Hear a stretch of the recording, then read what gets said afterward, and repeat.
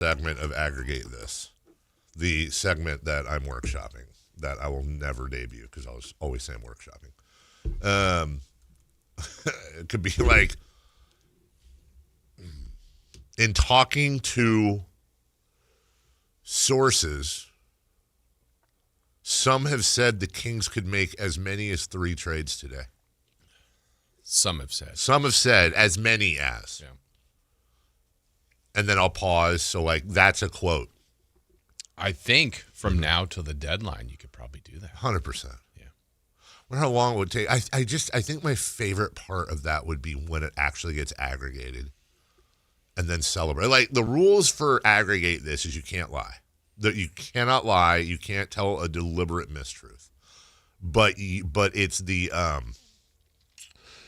context and the tone that they would be missing. Yeah. It's the context and the tone that they would be missing. And then, like, and then Hoops Hype goes, Carmichael Dave Show, Jason Ross says they could make as many as 3 trades today. Wasn't that an old morning show here? Context and Tone? Mm-hmm. Yeah. Tone got Tone went on to a music career with And I. Yeah, and Context, that was a tough way to go out. Tough way. Sorry, Context, but, HR never loses. Yeah, maybe next home run. Right. Good morning.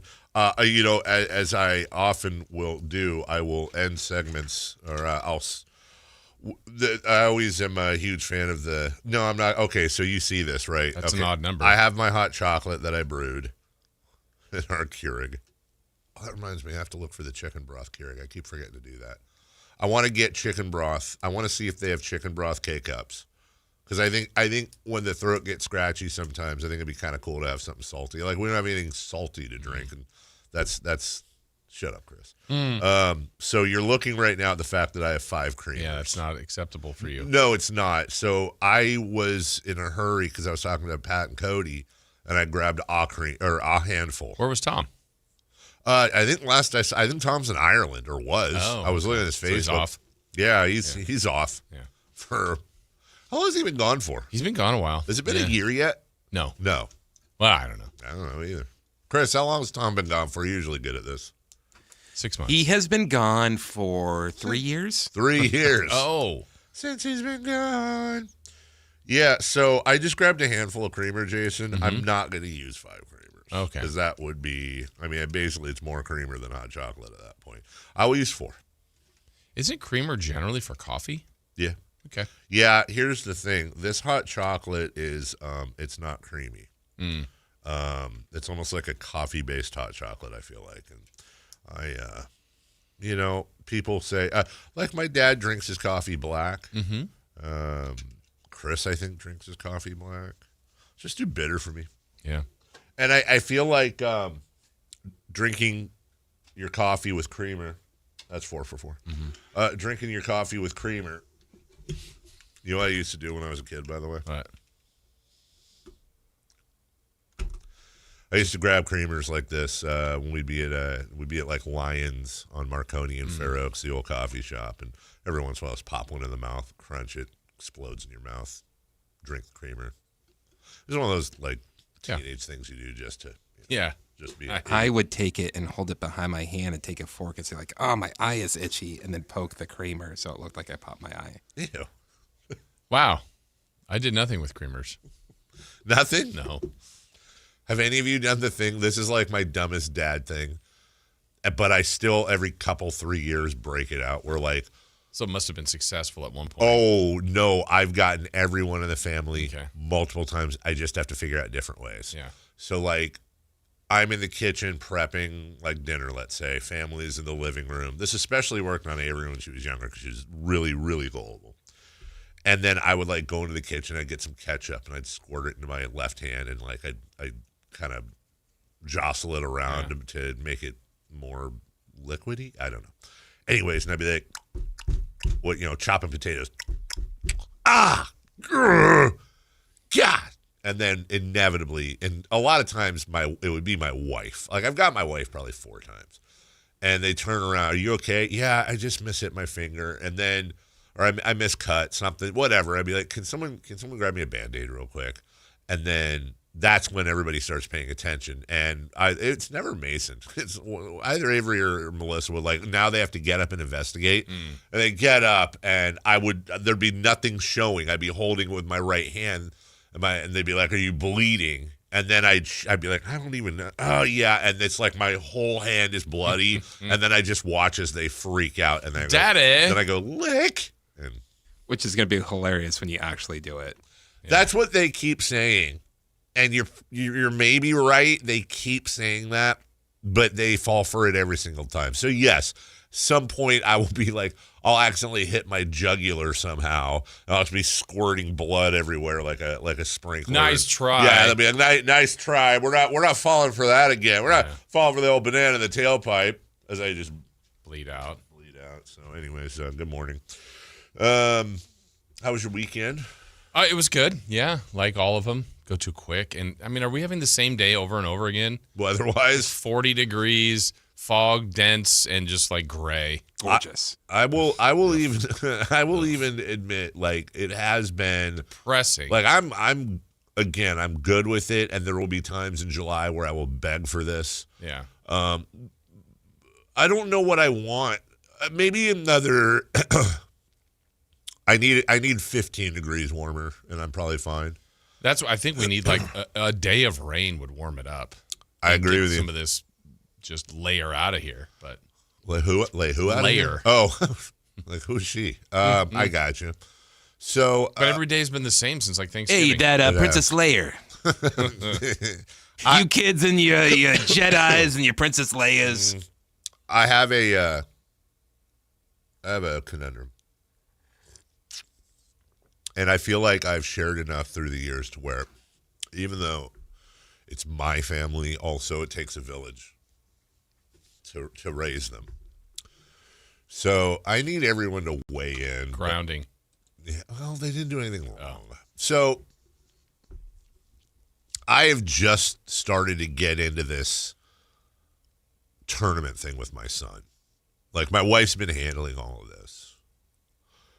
But now I'm in the process of involving myself, which is a bad idea. And here's what's going on. The funny thing about this is that for the last 7-8 years, our family and another family, after Christmas, we go down to my buddy's place in Palm Springs. We hang there for a week. The kids have fun. We play some golf. It's great. This year, how great is this? My son has a basketball tournament in Palm Springs. You would think that would be amazing because, hey, we go there anyways.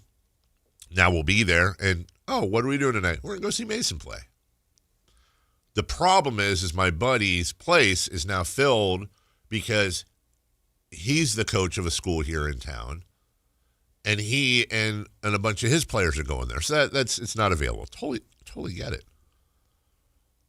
So as it stands right now, their first game of the tournament is 6 p.m. December 26th.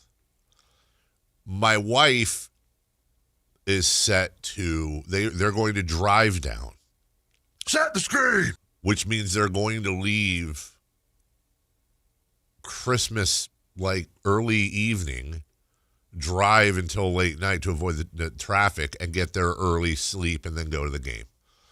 And then they will be there, the two of them, till the 30th.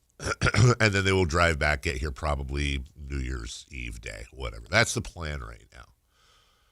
The problem is, first off, this is not my son doesn't go to, Jesuit or Kennedy or McClatchy or a big school. This is a tiny little school. They play sports for the reason you should play sports mostly is for PE credits. Yeah, for fun and PE credits.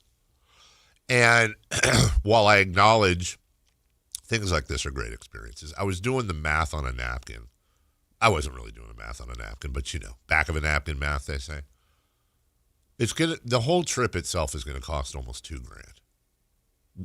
Hotel, food, all of it. I totaled it up in my head. And on top of that, Avery comes back Thursday. She'll be here till the 11th. And that's 5 days of Christmas vacation, mine specifically, as well, that the family's going to be split in two. And I'm thinking, this is a really big ask from the coach or whoever's putting it's a really big ask. You're excuse me, you're asking us to you're asking for the drive down, the stay at the hotel, the food, all that right after freaking Christmas. I'm not trying to be a whiny pants. I know I sound like it, but I mean, my goodness, tuition, Christmas, we're not exactly stacking the savings right now.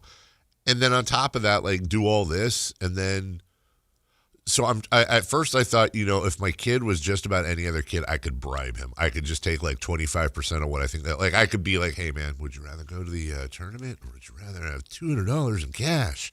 It's not going to work. I know if I say, dude, this is we're going to go do something else. You got to skip this. We're just going to go do something as a family. We're not, you're just going to be sitting around. We'll make it up, but I know he'll say, he's not going to throw a tantrum at all. He'll be like, okay. But I asked him yesterday, I said, hey, on a scale of 1 to 10, how excited are you for this tournament? With no context. I was like, hey, buddy. Because I thought maybe I get lucky and he'd say, he's probably like an 8.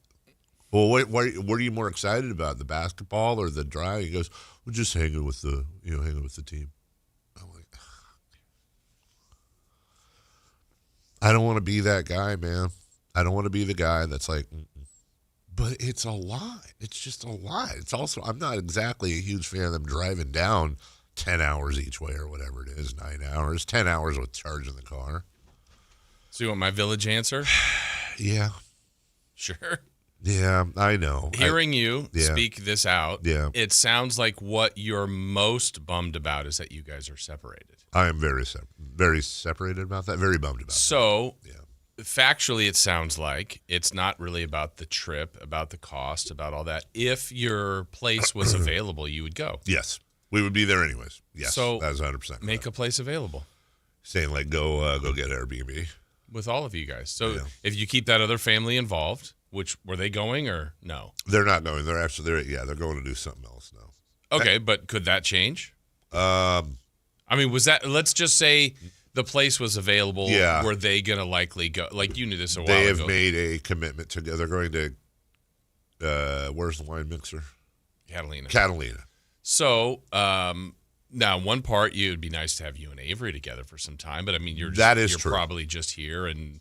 Maybe she goes out and does some stuff with friends that are back home too or whatever, and you're home, and it could be like any other time. But I think you guys should make an effort to still go to Palm Springs. I don't disagree with that. I guess I left that part out. So Airbnbs down there are insane right now. I did look. And the other part is this place becomes available on the 30th. We could conceivably go down and start at one place and then go to our place we usually go to and do New Year's and do all that there. We could do that. There you go. But my God, the Airbnbs right now. And then I guess the other idea is, well, okay, we just all pile into a hotel room. Right. We could. For a few days until you get to, I mean, the whole premise, and he'll be gone some and at practice and at games and still maybe the rest of you, the other 3 of you could go do some fun stuff. I don't know. To me, that seems like to keep the family together. That's the play. If part of the option was, well, maybe we go do something else as a family, there's another budgetary thing, unless you're just staying at home. Honestly, the problem is that 90% of the fun we have there is the kids.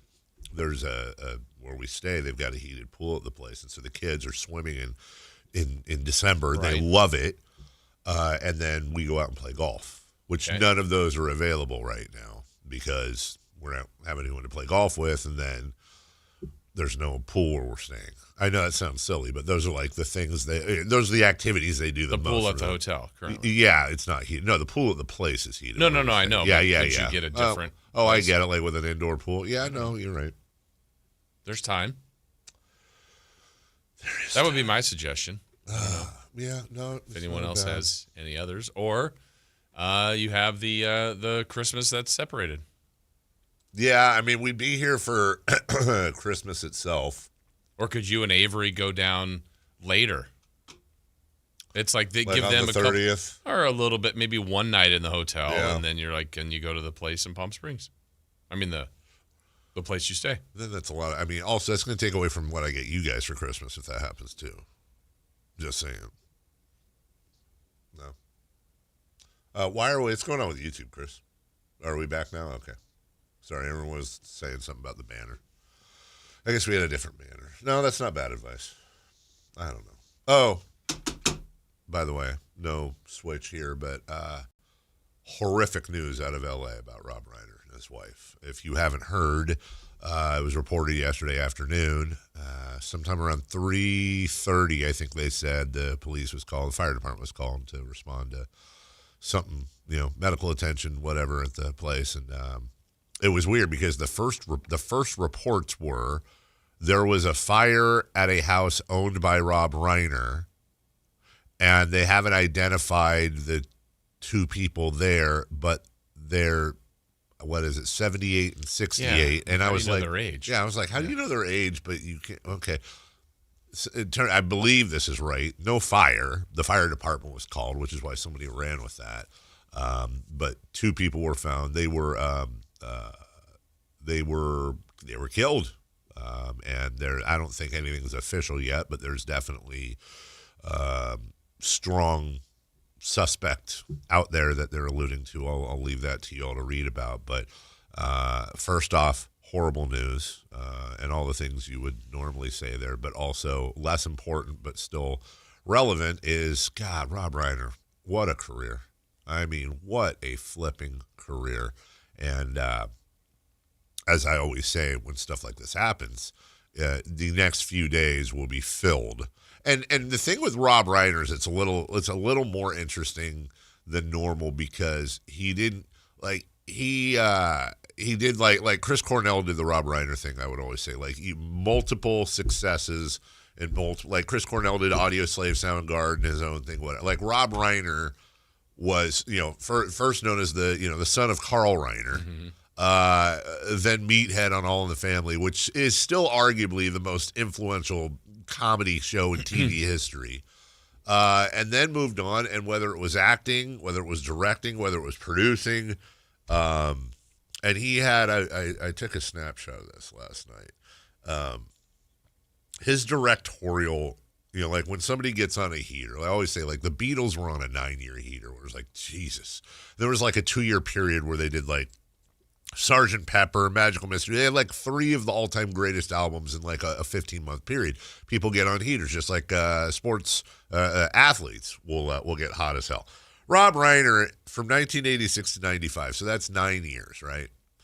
Directed Stand By Me, The Princess Bride, When Harry Met Sally, Misery, A Few Good Men, and The American President. Like, I don't even know if there's a better heater out there directorially than what Rob Reiner did. And somebody, actually, this would be a fun, one of those fun Saturday night debates with your friends. A guy said that Rob Reiner directed the best American rom-com, When Harry Met Sally. I mean, obviously up for debate, but still, sure. It's up there. Right. The best coming-of-age film, Stand By Me. Again, out for debate. I know some might say Sandlot. Chris would probably say something we've never heard of. I personally would agree with that. I think Stand By, but yeah. I also think that's generational. Mm-hmm. I imagine you and I are on that page of Stand By Me. Yeah, exactly. The best fantasy comedy in The Princess Bride. I don't know what else to compare The Princess Bride to, but The Princess Bride is one of the most rewatchable, I think. One of the most. Your Highness. Oh, well, there you go. So I'm going to give the edge to Princess Bride on that one. Robin Hood Men in Tights. That's historical. And then the best courtroom drama showdown, A Few Good Men, which I don't know. Is there a better courtroom drama? Who knows? I like The Rainmaker, but My Cousin Vinny. Oh, that's the best one. That's the best courtroom comedy. Yes. No? Lawyers say it's the You said showdown. closest to a real. My Cousin Vinny? Yeah. Do they? Mm-hmm. Some lawyers. Some lawyers say. Sources close to lawyers. The two Utes. Mm-hmm. So, anyways, I mean, obviously, regardless of what he did in his career, but my goodness. And I will say this: if you're on social media, first off, don't be. But if you are, or if you happen to, I believe I was just talking about this with you or Chris Friday, maybe. I was talking to somebody about this here. That if you've ever seen, was it you when I talked about Kevin Pollak on? Yeah, that was like Friday, wasn't it? Was. So if you ever get a chance to see Kevin Pollak on the Rich Eisen show, and the clips are out there talking about, like it's like every time he goes there, he'll tell a story of the set of A Few Good Men. And I think Rob Reiner actually might have been on there too at some point. I think you're right. Talking about, I think he was talking about Jack Nicholson's monologue and how they basically had him for 3 or 4 days, and he came in and had the thing nailed down. And some actors don't like notes, but Rob does it anyways. And Jack, anyways, he's just telling all these anecdotes. It's funny because just this morning, I was watching that somebody had put that clip out with Tom Cruise and Jack Nicholson. And I was watching, I've seen, we've all seen it 1,000 billion trillion times. And I was thinking to myself, what we don't, I'm not trying to say this is some big crazy deal. You know what I don't give enough credit to, though, is like the amount of memorization actors do. Yeah. I'm not saying it's curing cancer. I'm saying, like, we don't think enough about the fact that, like, for example, that monologue, I know there were takes. I know there were stops and starts. Who knows? Maybe he had some cue cards off. That's what I always wonder. I don't know. Yeah. But still, to not just be able to act it out. And really, if you watch his monologue, like as a nerd, watch the monologue, what I think is so amazing is not the Aaron Sorkin words, not the memorization, although they are and they are. But if you really watch that monologue just for Jack Nicholson's mannerisms, like when you see the temperature rising. He has the ability, without words, just his mannerisms. When he says, Jason, like, we use words like honor, code, like you see his whole body straighten up and change, and just the look on his face. And it's just those little things where I think anyone could, anyone's had the thought, I could act. But then you see somebody who's an absolute master of their craft. Okay, maybe that ain't it. Yeah. So, anyways, thoughts to Rob Reiner, his wife, the family. That sucks. All right, we'll take a break. When we come back, let's start the show, guys. Big weekend in the NFL. Big weekend in college football. Disappointing weekend in college football. And the Sacramento Kings had the best night, arguably, they possibly could have last night, considering what they're doing. This is the topsy-turvy way we look at things. We'll explain all that, plus Matt Barrows at 9 a.m., as he does each and every Monday, right here with Dave, Jason, and Chris on Sactown Sports. The Drive Guys, weekdays 2 p.m. to 6 p.m. on Sactown Sports 1140. This is the story of the one. As an HVAC technician, he and his digital multimeter are in high demand. So when a noisy office HVAC turns out to be a failing blower motor, he doesn't break a sweat. With Grainger's easy-to-use website and product information, he selects the product he needs to keep everything humming right along. Call 1-800-GRAINGER, click Grainger.com, or just stop by. Grainger, for the ones who get it done. Ready to order? Yes. We're earning unlimited 3% cash back on dining and entertainment with the Capital One Saver Card, so let's just get one of everything. Everything? Fire everything! The Capital One Saver Card is at table 27, and they're earning unlimited 3% cash back. Yes, Chef! This is so nice. Had a feeling you'd want 3% cash back on dessert. Ooh, tiramisu! Earn unlimited 3% cash back on dining and entertainment with the Capital One Saver Card. Capital One, what's in your wallet? Terms apply. See CapitalOne.com for details. I love a day on the water with friends, but my moderate to severe plaque psoriasis sometimes holds me back. Now I'm all in with clearer skin thanks to Skyrizi. Risankizumab Riza, a prescription-only 150 milligram injection for adults who are candidates for systemic or phototherapy. Teaching music is my passion, but my active psoriatic arthritis can limit me at times. Now I'm treating my joint symptoms with Skyrizi. With Skyrizi, most people with plaque psoriasis saw 90% clearer skin at 4 months. Or if you are an adult with active psoriatic arthritis, Skyrizi helps you move with less joint pain, stiffness, swelling, and fatigue. Don't use if allergic to Skyrizi. Serious allergic reactions, increased infections, or lower ability to fight them may occur. Before treatment, get checked for infections and tuberculosis. Tell your doctor about any flu-like symptoms or vaccines. There's nothing like clearer skin. There's nothing like better movement, and that means everything. Ask your doctor about Skyrizi. Visit Skyrizi.com or call 1-866-SKY-RIZZI to learn more. $5,000. That's the average amount of money people in the U.S. are now spending on gas in a year. $5,000. That's crazy. If you drive, you have to download Upside, the free app that gives you cash back every time you get gas. That's right. You can earn real cash back with Upside just by buying the gas you're already buying. You can literally start earning cash back today. I use Upside every time I fill up, and I've already made around $300. You're putting gas in your car anyway. Why not get real cash back? If you like free money, download Upside. I'm saving the cash I earn from using Upside to help pay for a vacation later this year. Download the free Upside app now to earn cash back every time you buy gas. Use promo code POWER to get an extra 25 cents per gallon on your first tank. You can cash out anytime right to your bank, PayPal, or a gift card for Amazon and other brands. Just download the free Upside app and use promo code POWER for a 25 cents per gallon bonus on your first tank. That's code POWER for a 25 cents per gallon bonus. Hey everyone, it's Kyle Draper here. If you're in the market for a new car, let me tell you about my experience with Mercedes-Benz of Stockton. From the moment I walked into their state-of-the-art showroom, I knew I was making the right choice. There was no pressure from the sales staff, and if I'm being honest, I felt like a kid in a candy store. I settled on the all-electric EQS SUV, and let me tell you why. First of all, the comfort. After a long day at work, I actually look forward to being in my car. It has several different massage settings, including my favorite, hot relaxing back. Plus, the seat heating and cooling features are perfect for the hot summer or those chilly mornings. Mercedes-Benz has the reputation of making the finest cars in the world. Now it's your turn to experience what I already know. Mercedes-Benz of Stockton is the best car buying experience you'll ever have. They're just a short drive down I-5, or you can shop online anytime at mbofstockton.com. That's mbofstockton.com, and tell them Drape sent you. Golf to Go is brought to you by the Hagen Oaks Golf Super Shop. Here's Frank LaRosa. Amateur players will be pleased to know that the USGA doesn't object to a friendly bet with your weekend foursome. Friendly bets include soft drinks after the round, hot dogs at the turn, or even a $2 Nassau, one of the most widely used bets in golf. It takes its name from the Nassau County Country Club of Glen Cove, Long Island, one of the many clubs frequented by the well-to-do in the late 19th century. As the story goes, matches between these clubs were often reported in the local newspapers, sometimes to the embarrassment of wealthy industrialists coming out the loser.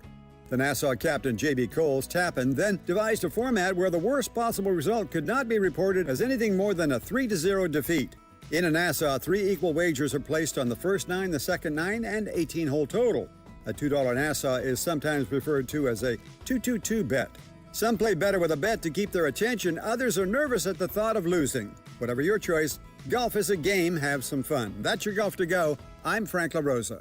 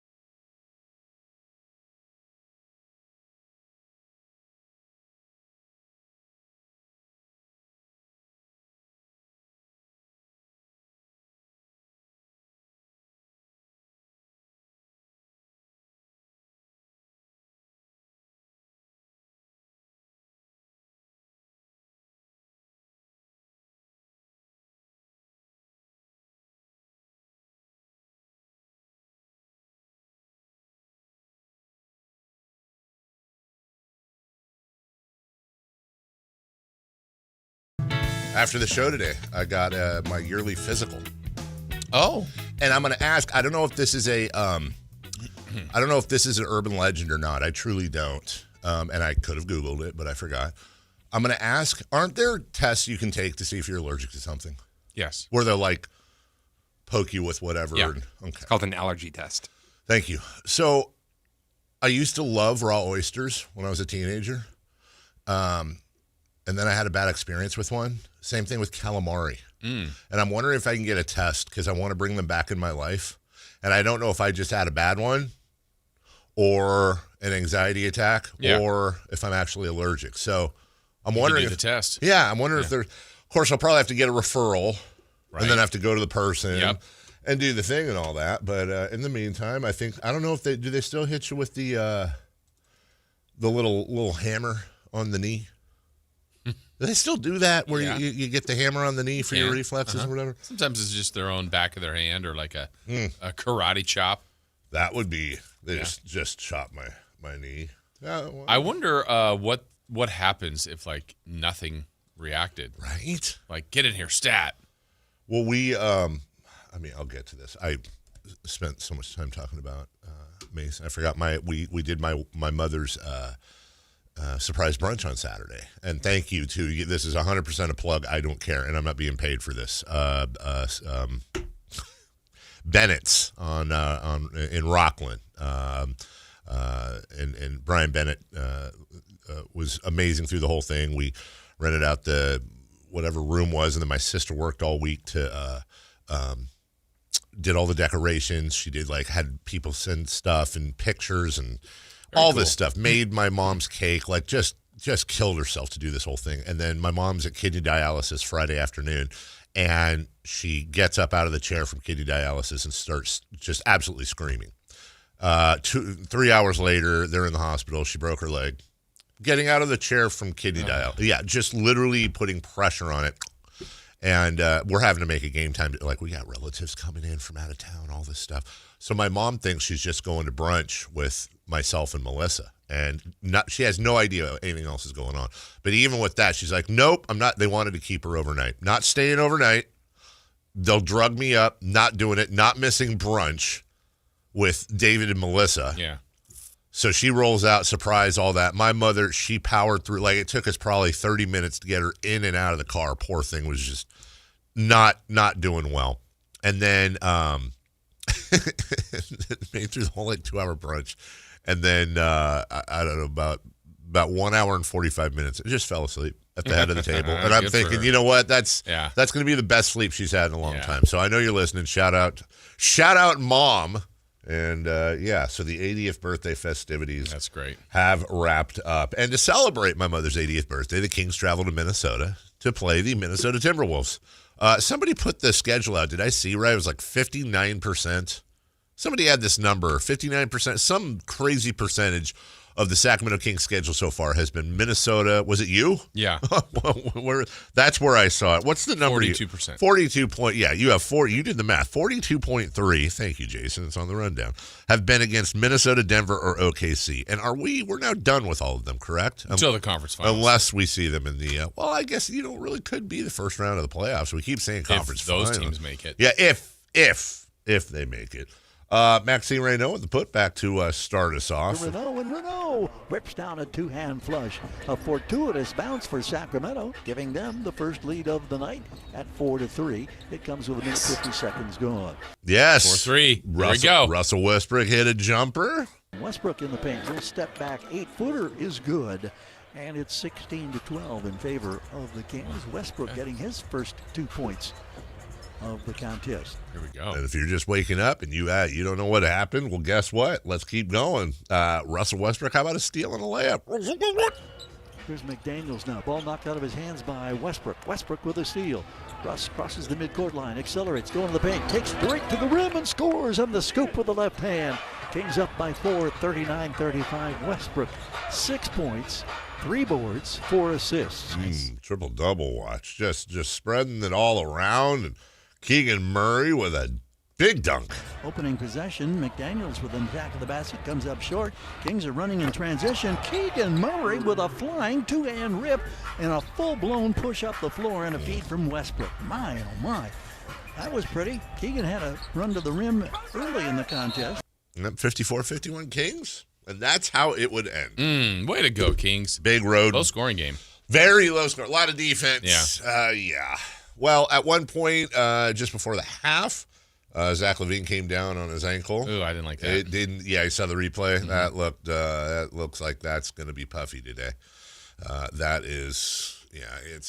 That's That hurt. He tried. Hey, to his credit, by the way, he tried to soldier through. Yeah. Left the floor, went to the locker room, tried to get it wrapped, tried to come out, warm ups, all that, just couldn't.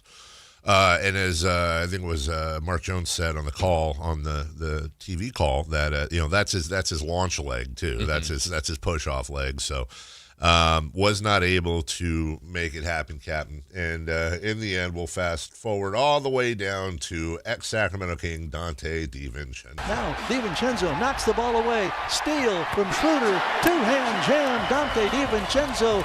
That could be the dagger. Still got 1:50 to play in this one, but the lead is back up to 11 now for Minnesota.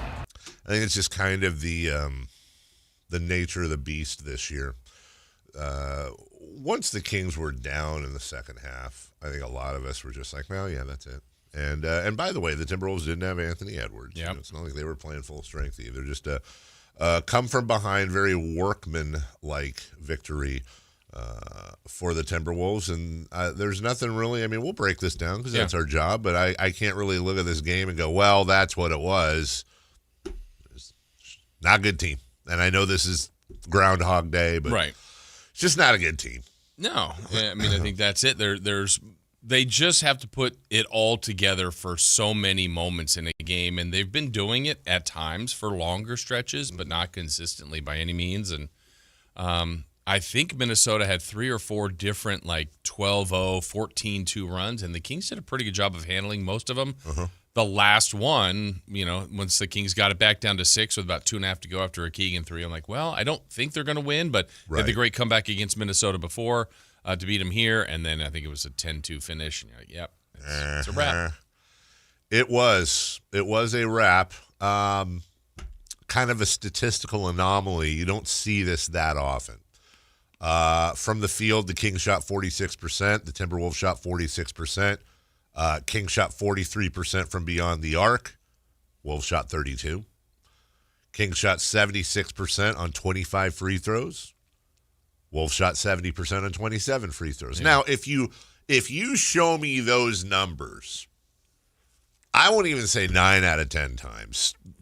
29 out of 30 times, I'm guessing. I'm going to take the team that had the better splits all around, especially if there's not a huge free throw disparity. Well, you can extrapolate what you wish. The number I look at, Jason, I think this is correct here, 15-4 offensive rebounds. Mm-hmm. That, and it wasn't just Gobert. Gobert had 5 of them, but DiVincenzo had 3. Randall had 4. When you look at 15-4 offensive rebounds, that's going to tell me second chance points, 48-36 rebounding edge overall. Turnovers 15-11. Again, not a huge disparity, but I just think in the end the Wolves are too big. Well, I thought too with Ant being out and then Gobert leaving in mid-third for personal reasons. Like, okay, well there's really an opportunity here to maybe get in there and steal this game. But I think the shooting for the Kings plummeted though. The fourth quarter, I want to say, was something like 24%. Oh, so really? in the last quarter, it just completely dropped, and that's where the game was lost. From the text or from the chat line, and good morning to everybody on the chat and the text. You can watch us, Sactown Sports YouTube page, live and local, and then 916-339-1140 is your text line. LTF says a big part of the Beam team's success was ball movements. The current team looks like they were afraid to pass because they'll never see the ball again. I think that's absolutely correct. And by the way, I think ultimately, when you talk about team identity, especially based on city, different cities, I've always said, well, generally the Lakers are Showtime, Boston's I think this is a ball movement, high assist city. This is at the best. That's what those teams have been. And you're right. It's he said, she said basketball. My turn, your turn. We'll take a break. When we come back, college football weekend. The dream for UC Davis comes to an end, and we have a Heisman Trophy winner. We'll get to it next. Never know what you might hear when listening to a Sacramento Kings game. Out of Keegan, going for another triple. Man, is he feeling it. Keegan, can he do it? Yes, there's number 11, Keegan Murray. Keegan steps back. He just knocked down his 12th three-pointer, a Kings franchise record. He's got 45 points. Never miss a moment of Sacramento Kings basketball with Sactown Sports and the Sactown Sports app. The holidays can be a time of increased stress for those struggling with opioid or stimulant addiction. They can also be a time for pause, reflection, opportunity, and new beginnings. This holiday season, choose treatment and recovery, embrace the company of family and friends, and create special moments. Find a proven opioid or stimulant addiction treatment provider near you at choosechangeca.org. When a person is seriously injured, there's no substitute for the personal legal relationship offered by the local NorCal firm of Ashton & Price. From the first attorney meeting, every important decision is made with a direct consultation with, and I can't believe I have to say this, a real, live, experienced, flesh and blood local attorney. It's called Home Court Advantage for a reason. Ashton & Price, serious local attorneys for serious people with serious injuries with no fee until we win. For the best local advice, don't think twice. Call Ashton & Price. Thunder, feel the thunder. It's the energy all around you. Lightning and the thunder. The thrill of the moments to come. The flash of lights. The rush of pure exhilaration. The roar of the crowd. See it, hear it, feel it. Feel the thunder. Lightning and the thunder. Thunder Valley Casino Resort. Feel the thunder. Sacramento, the wait is over. The all-new Hard Rock Sports Bar is here at Hard Rock Hotel and Casino Sacramento at Fire Mountain. Enjoy the ultimate 24/7 sports watching destination with 20 big screens with all the action for the premier game day experience. There's no other place you'd want to be to watch all the games with you and your friends. Now open at Hard Rock Hotel and Casino Sacramento at Fire Mountain. For more details, visit casino.hardrock.com/Sacramento. Never have I ever called my sister from the finish line of my first marathon. Hello? You won't believe where I am. Are you running? Mile 26. I'm gonna make it. Switch to T-Mobile's 55 Plus plan and get iPhone 16e with its advanced camera system on us. Plus, 2 lines for just $30 a line. Guys, I can't believe it. I knew you could do it, babe. That was amazing. Mom, how do you feel? I feel great. I can't feel my feet. Let's take a picture, and then you may carry me to the car. Share every stride, every mile, every memory on America's best network. Switch to T-Mobile's 55 Plus plan and get iPhone 16e on us and 2 lines for just $30 a line. With 24 monthly bill credits and 2 eligible port-ins on Essentials 55 Plus for well-qualified customers with autopay, plus taxes, fees, and $35 device connection charge. Credits end and balance due if you pay off early or cancel. Contact us. Finance agreement 128 gigabytes, $599.99 required. Best mobile network in the U.S. based on analysis by Ookla of Speed Test Intelligence Data 1H 2025. Visit T-Mobile.com. Make the switch to energy that works for you. Over the next few years, your utility bill is going to keep skyrocketing with nobody doing a thing about it. It's up to you to say no more. Continuum delivers solar solutions tailored for your home. They handle everything from design to installation, so you can enjoy lower bills and cleaner energy. Ditch your utility company and take control of your power. Check them out at takebackyourpower.com and have your home's energy powered by Continuum. What's up? We're talking to Chad Hoblet of Hoblet Dodge, Chrysler, Jeep, Ram, and Woodland. Tell me what's going on, Chad, for Hoblet's Wrap the Year Up sales event. Right now, save up to $15,000 off MSRP on the brand new 2025 Jeep Gladiator Willys. You won't find a better combo of off-road capabilities and utility. And if you want to give it a try, you can lease one for as low as $229 a month for 39 months. Ooh, I do love the combination of an off-road Jeep and truck. There's nothing else like it. It's truly unique. But remember, Hoblet has whatever you're looking for. With the Hoblet Certified Pre-Owned Supercenter, you can find over 200 quality vehicles and dozens under $20,000. Search, select, and save through their whole inventory at HobletDodge.com. Nobody beats Hoblet, period. 15,000 total net savings on select new 2025 Jeep Gladiator Sport S after 12,500 factory rebates and 4,500 dealer discounts. Rebates include 10,500 national and regional lease bonus cash. Must finance with Ally. Residential restrictions apply. 229 special lease with $995 due at signing for well-qualified buyers with 720 plus FICO score. Plus tax, license fees, and dealer accessories. 7,500 miles per year, 30 cents per mile over. 2 net savings. VIN number 546-334, 546-335. See dealer for details.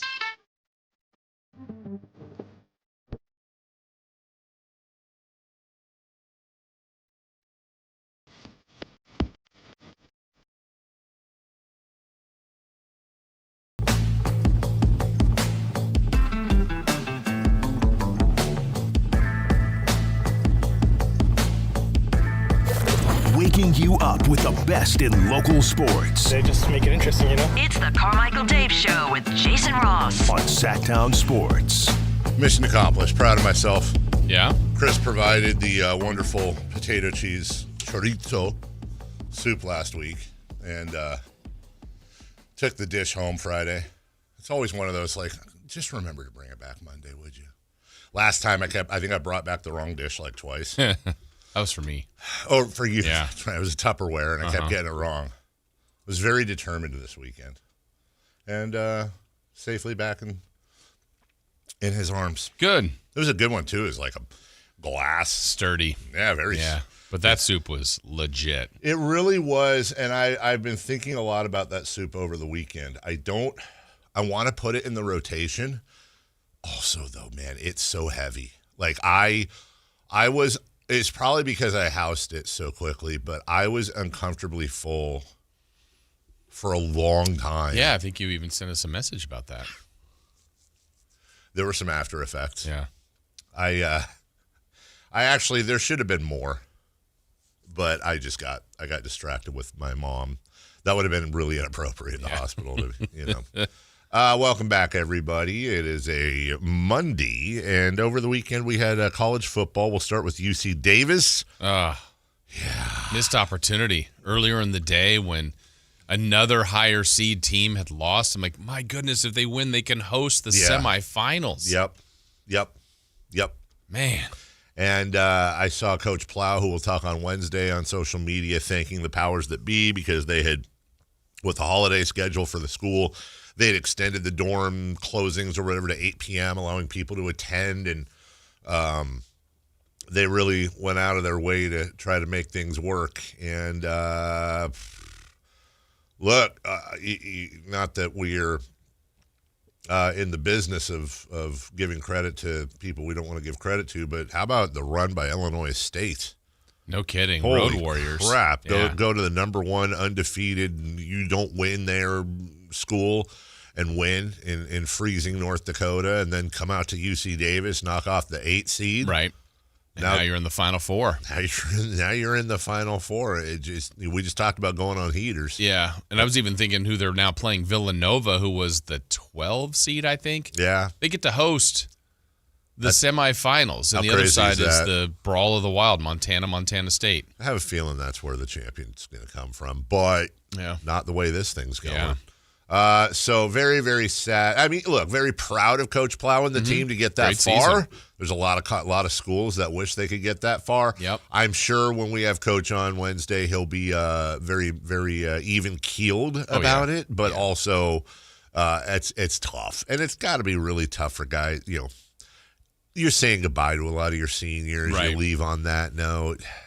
Well, and just even the way college football is now, like maybe you've got sophomores and juniors and freshmen. They're like, I got an offer to go X school for X amount of money. And it's like, man, it's just the way the sport works right now. But that quarterfinal round is kind of where they've been getting to, which is great. Yeah. They got to do that next breakthrough. I don't know if I'm more upset at UC Davis football losing or the fact that this is our last conversation for the year with Coach Plow too. Yeah, he's so much fun to talk to. I really do. No offense to any of our other coaches Right. we've had on; they're all wonderful. But I love having Coach Plow on. He's always a great interview. Yeah. So, well, we'll do that on Wednesday. Navy beat Army. I always love that. It's just such a great spectacle. Mm-hmm. It really, Always really has is. been. Always has been. And neither of them are winning national championships. But it's just a whole. If you ever get a chance, and there's a few out there to read. There's some really good long form articles, essays, whatever you want to call it, on whether it's Navy or Army football and what the typical day in the life of one of their players is. And comparing and contrasting it to, like, you go to Alabama or Florida State or UCLA or USC and what those kids deal with. I say kids, young men. Versus, like, when you go to Army or Navy, it's a whole different ball game as far as what you're dealing with scholastically, right? The duties you have to go through because you're at a military school, and then on top of that, your football duties. The fact that they can even put a team together that competes is insane. The discipline. Yes. Can you believe that? I mean, just the amount and the controlling your schedule, time management would just be maximized. Absolutely. They have you want to talk about time, just the physical just being so tired, all the pressure on you, all the stuff. It's not, you go to one school, look, I won't name the school because I don't want, but you can think of them. There's plenty where you've got tutors and staff and people helping you out in your underwater basket weaving major, and you're doing whatever you're doing, and you're living in your own dorms. You got nothing to do specifically for football. Everything's taken care of. You're catered to. These guys are like, I got to do all my stuff, and everything's got to be clean with the little gloved finger on the whatever, and then you go to a chow, and you got 4 minutes to eat and get the hell out of there, and then you got to clean the toilets, and, oh, well, what if I'm the star receiver? Doesn't matter. Same plan. I know that's always been the joke, that underwater basket. Yeah. Wouldn't that be really difficult? Yeah, yeah, because you'd have to, first off, it'd have to be, you got to assume you got scuba gear on. Okay, but then the actual practice of weaving a basket while underwater. You'd have to have scuba gear on, because otherwise if you're just holding your breath or something, unless you're snorkeling, I guess, but then what's the point? You'd also have to have weights on to keep you grounded. And then it's in the basket. Yeah, there you go. Well, yeah, but you're making. You got to make the basket. Then you got to do all of that. And then what? You pop up when the basket's done. You're like, I finished it. And then what is the market for, like, where are you going to buy a basket and on the tag it's like woven underwater for your quality? Yes. What are you getting out of this? I don't know. That is a good point. Yeah. Folsom football, Division I 2A state champs. Andrew brings that up. That's phenomenal. Champs. Yeah. Don't forget winners. Huh? Winners won too. Oh, I said winners. I did too. It was like we just talked Winners about. did win. Hey. Winners were winners. Also interesting. Also, the first high school football team to ever win a state championship in the same season they're named after. No, they won in the 90s. Oh. And it's not winter. That's a great point, Jason. It just seems like it doesn't. It does. Winters will be next week because there's no summer, springs, or falls as far as a college goes or a school goes or high school, whatever. There's an autumn. Fernando Mendoza became the first Indiana Hoosier to win the Heisman Trophy. This used to be a big thing. It was not really. I felt like it was Totally. Like, I no offense to him, and now I can say whatever I want. Like, I feel like this will be forgotten. Is that terrible? I will say this. My experience with Fernando Mendoza is that he's an amazing interview. Yes. He really is an amazing interview. But unfortunately, as we take a break, what I pulled out of this whole thing the most is that Diego Pavia finished second. Yeah, he needs some better advice. And to his credit, he apologized. He said some nasty thing. He Instagrammed a thing, blank the voters, all that. And he apologized, but it's also not the first time he's got a little. That won't help him win a Golden Globe. No, it's not going to help him win a Golden Globe. We'll take a break. When we come back, we'll get into it. Top of the hour, 3 for Madness. The sports weekend, the Kings, and for Dwayne and everybody in the chat, they've been begging for it. Let's go. The San Jose Sharks. Yeah. Sharks. We'll talk about it next. On the move? Got somewhere to be? Take Sacramento Kings basketball with you. The Sactown Sports app will let you stay connected to your passion. Never miss a moment of Sacramento Kings basketball with the Sactown Sports app. This is the story of the one. As a safety manager at a manufacturing plant, he does everything he can to keep his coworkers safe. From finding ways to reduce risks to keeping safety supplies in stock. And for that, he relies on Grainger. Grainger offers a broad range of quality products and next-day delivery, so he can always play it safe. Call 1-800-GRAINGER, click Grainger.com, or just stop by. Grainger, for the ones who get it done.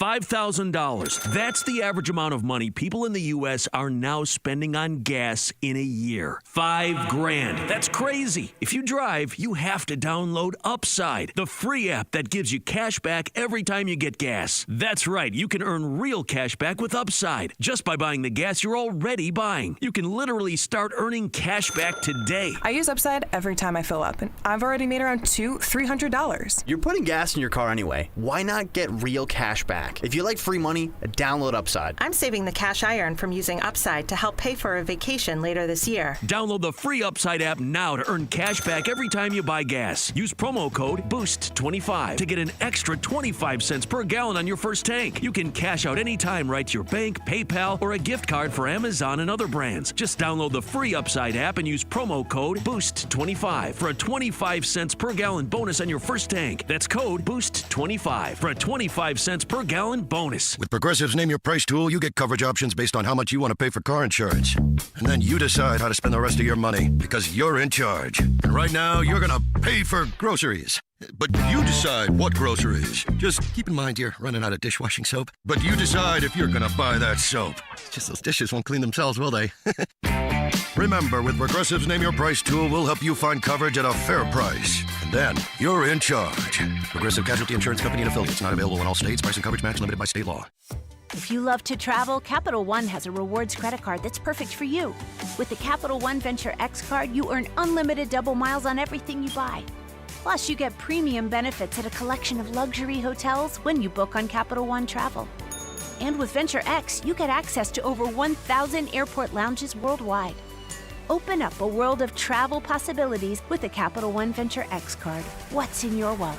Terms apply. Lounge access is subject to change. See CapitalOne.com for details. Carmichael Dave here for American Energy Heating and Air. They're now upgrading what they do to include plumbing. They're bringing that same expertise and experience to the plumbing space. So they're no longer just heat and air. They're now your American Energy home pros. You hear me talk about them all the time as your second opinion partner. Now you can still get second opinions on any HVAC service or replacement. And now you can get a second opinion on any of your plumbing services. They'll come out to your house for free and give you that second opinion. And right now, they got a free furnace special with a full system installation up to $2,500 in rebates. All for a company that's been serving the greater Sacramento area since 1981. A+ Better Business Bureau. 916-520-9990. That's 916-520-9990 or AmericanEnergyAir.com. Jingle singers, take it away. Call 916-520-9990 now. Guys,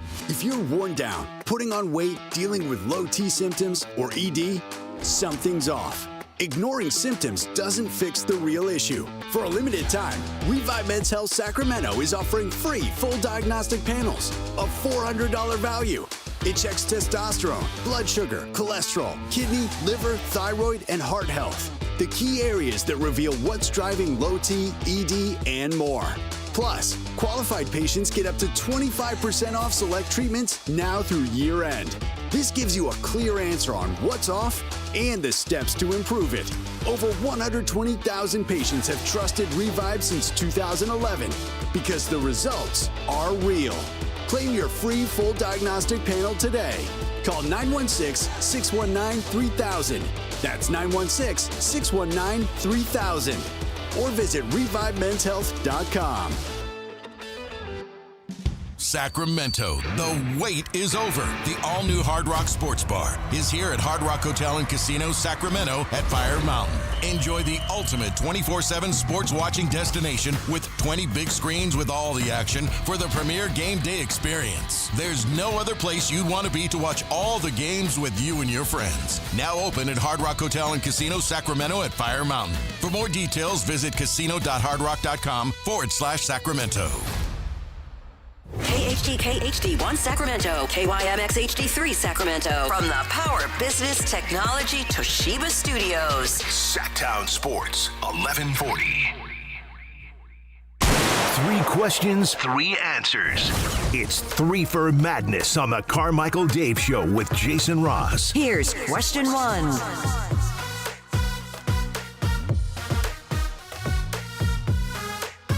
All right, don't forget, Matt Barrows at 9. 9. We'll talk about the 49ers doing their thing. Some great football we still have to get to. Really good football over the weekend. It was a rather entertaining weekend in football, Jason Ross. It really was. And We'll get to all of that in a second. In the meantime, we got 3 for us. And question 1. The Sharks were down 5-1 Saturday in Pittsburgh with 15 minutes to go and won? What? Huh? Bandwagoners, is there something there? Yeah, I don't know, because I'm a bandwagoner, and I absolutely admit it. Randy Hahn and Dan Rusnowski will take us through this little run. It was 5-1 at 7:33 of the third period in Pittsburgh, and all hell broke loose. Toffoli back to Klingberg. Walks up to the circle. Shoots one. Wide. Can Toffoli keep it in? He does. He stops it. Gives it back to Klingberg again. Klingberg shoots. Score! All right, so 5-2. Okay, no problem. But still, come on, 5-2, dude. Rebound behind the goal line. Wenberg and Eklund work it free. Eklund trying to set it up. Stick handles beautifully behind the net. He moves to the right wing corner. He shoots toward the goal. Save. Rebound. Wenberg's there. What a diving stop by Seelofs. He makes a second save on Gaudette. They score. Okay, 5-3. Starting to get a little interesting, but, I mean, come on. You're on the road. It's 5-3. Still need 2 goals. Time's running Here's out. Celebrini to center with speed across the line. Stick handling, throwing it to the left. It's off of a stick. It's recovered by Klingberg. He goes to Eklund. It's in the corner. It's behind the net. It's grabbed now by Graf. Now to Toffoli. Now shot by Celebrini. Score! Who's going to pick up a weapon? You, Klingberg? 5-4. Deep in the third period. And it's not going to happen. It's one of those banana in the tailpipe. How many times have we seen this? Team comes back just to fall short in the end. Eklund's got it. Feeds it back to the point. Celebrini. Net is empty to our right. Sharks down 5-4 with 1:40 remaining in regulation. Klingberg now. Celebrini shot. Save. There's a rebound. Score! Tyler Toffoli just tied the game. 5-5 with 1:38 to play. And a big celebration for the men in teal on the ice as the Sharks have fought back from a 5-1 deficit. What? Is Celebrini celebration a thing? I feel like it is. It should be. It's got to be. So we we move along, and we go from Dan Rusnowski to the I mean, you want to talk about great play-by-play. Rusnowski and Randy Hahn are awesome. Here, we'll take you through 5-5 in OT in Pittsburgh. Sharks down 5-1 with 7 left in the third. Could they complete the comeback? Here's Sidney Crosby in against Graf with a good stick who knocked it away for a moment. Now Klingberg battling Crosby down low as Graf has it. And he'll turn back for the Sharks. Quick up pass for Klingberg. Could have been a 2-on-1 if they connected cleanly. Celebrini's back on. What a play by Klingberg. Over to Celebrini. They score! One of the most amazing comebacks in franchise history. Sharks win. Incredible. And a couple of the guys going to Yaroslav Askarov. Everybody with John Klingberg and Macklin Celebrini. You said it, partner. One of the most epic comebacks in the history of the franchise. I'm beside myself, and there's tears in my eyes, my friend. And there's one thing here. Where is this? Oh yeah, here we go. Here's a nice little 10-second montage of Hahn just losing his mind. Loads up and scores. Sharks score. Scores. They score. They score. They score. It's elevating. It really, Yeah. That's is the way it should go. So perfect, so well done. And the only, I don't know, I feel like this is a drawback, but it also, I understand the arguments on both sides.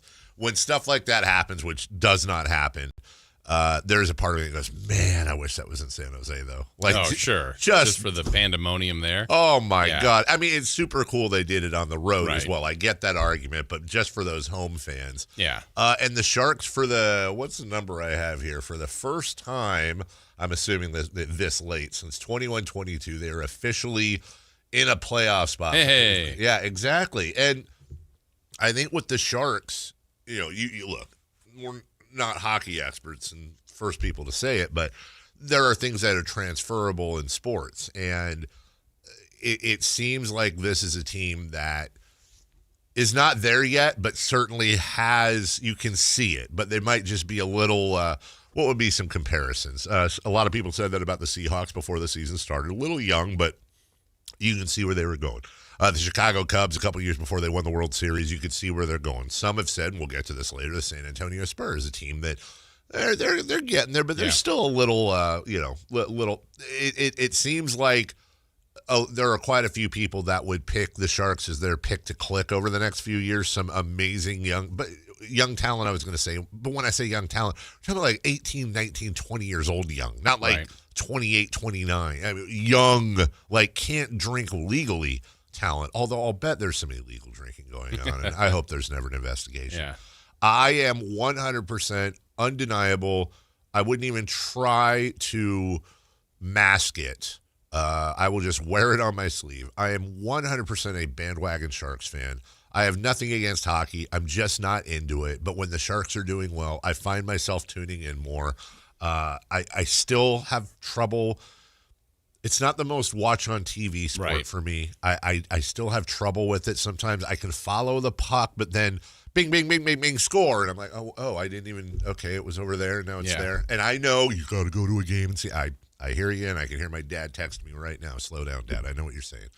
But it's fun to watch, and the Sharks haven't exactly been the end-all, be-all for their entire tenure in San Jose. I love it. I love it for hockey fans. Yeah, I think it's – so you have been to a hockey game or not? I have been to even minor league I've or been whatever? to one hockey game. I happened to drop the puck at a Stockton Thunder game once. I was with my dad, and then we watched it. It was fantastic. Yeah, being there, it does make a world of Jeeves. Ask Jeeves. He'll tell you. It makes a world of difference. He 100% will. But yeah, I'm with you. Look, Sharks have had some runs at this before, and it's been a lot more entertaining and more people locally talking about them. But Celebrini makes them kind of very exciting what his future could be. So really does. And always got to go back to the basketball of the fact that his dad, Rick Celebrini, is a longtime trainer for the Golden State Warriors. How fun is that for him? It's pretty incredible. Talk about if you're his dad. I don't know what his dad's financial situation is. I'm sure it's fine, but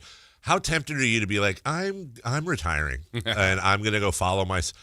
How great would it be to follow your son and you retire, and basically your retirement is, we're just going to go city to city, and when they're on the road, and I'm just going to go watch every hockey game my son plays, especially when your son is a super duper star. Yeah, that'd be very cool. Also, it's interesting to watch the coverage of, because I was reading some stuff about Sidney Crosby too, which I hadn't in a while, and how he and Ovechkin are in the twilight of their careers, but we still remember Sid the Kid. Yeah. And how and Ovechkin coming in at like 12, it seems like, and doing his thing. And now they're grizzled old veterans. Mm-hmm. Same thing with a guy like Phillip Rivers, and we were talking last week. Unbelievable. About covering him and watching him at NC State. And then here we go. It's like, oh, Grandpa Rivers hobbling out. Speaking of, question number 2. Question 2. What was your favorite part of the sports weekend? Phillip Rivers. It was. I watched that whole game. And it was... Sports are awesome sometimes. My taxes. Oh, yeah. Because I should have looked. I don't remember what the line was. I know the Seahawks were probably fairly heavily favored. Yeah. The Seahawks are arguably the hottest team in football. They're now 11-3. That defense is insane and just getting better. You're playing in Seattle, which is the noisiest crowd, or I should say noisiest crowd-helped stadium in the NFL. Here you go, Phil. And it's not just that first it was, there's rumors they might sign Phillip Rivers. Then they signed Phillip Rivers for the practice squad. Then like 20 minutes later, Phillip Rivers is starting. Yep. So honest to God, Jason, I hope I found myself through the whole story going, please God, have been rolling cameras this whole time, because what a 30 for 30 / Disney movie. What was the one we saw with Jim Belushi? Was it the other brother? Was it Dennis Quaid?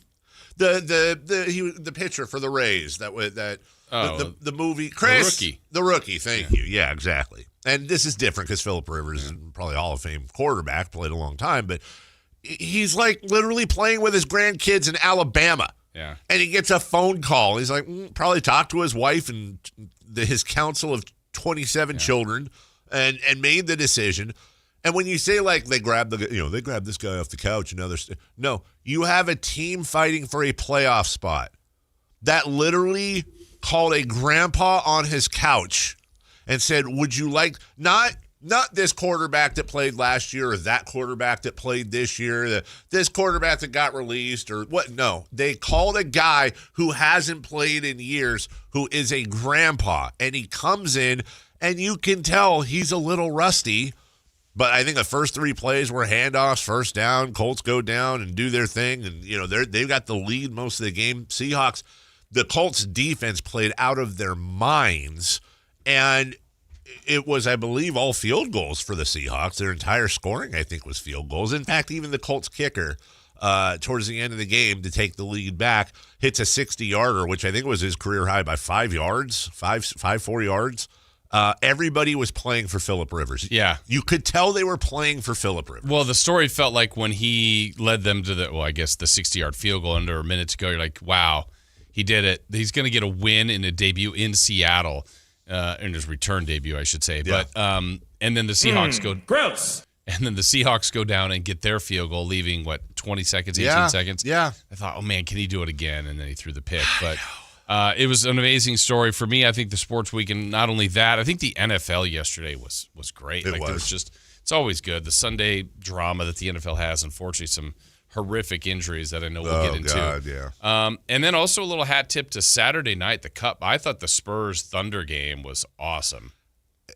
It may be the best. That game, I watched every second of that. We were at a friend's house, and I had the phone out and was. It was really good basketball. It was really good basketball, and honestly, I was, those are 2 teams, and I've said it before, I'm incredibly jealous of, very envious of. The Thunder at a different point in their build than the Spurs, and what made that game, there were so many things that made that game interesting, Jason. One of them being the return of Victor Wembanyama and the minutes restriction they had him on.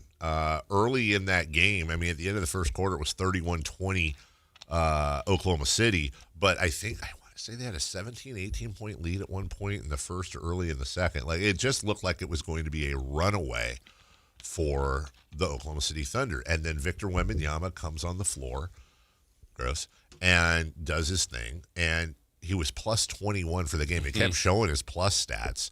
Every time he stepped on the floor, the Spurs were winning. Then the Spurs go on this amazing run. They outscore the Oklahoma City Thunder 58 to 46 over the second and third quarters. They climb back in, and then the end of the game, which I think the last 5 minutes took 4.5 hours, was just a free throw contest. And this was also despite the fact that Harrison Barnes had one of those Harrison Barnes games where you go, okay, we always talk about the 31-point games, and we should, but let's be fair here. This was a Harrison Barnes game, the ones that used to frustrate us as Kings fans. He was 0 of 8 from 3. They could not hit a 3 in the first quarter. They actually ended up 13 of 42 at 31%. That was a marked improvement from where they were.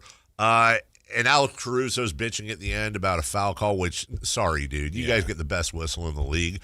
And you're sitting there, we've talked about it. I think the only team long-term right now that can challenge the Thunder in a 7-game series will be the San Antonio Spurs. It's just one game, but I'm looking forward to watching these guys play each other. Yeah, it was great. A great little preview of what it can be for years to come. And the Thunder now 24-2. On a 1-game losing streak, though. Is Mark Daniels' job in jeopardy? I think we were saying it's not a given that they're making the playoffs.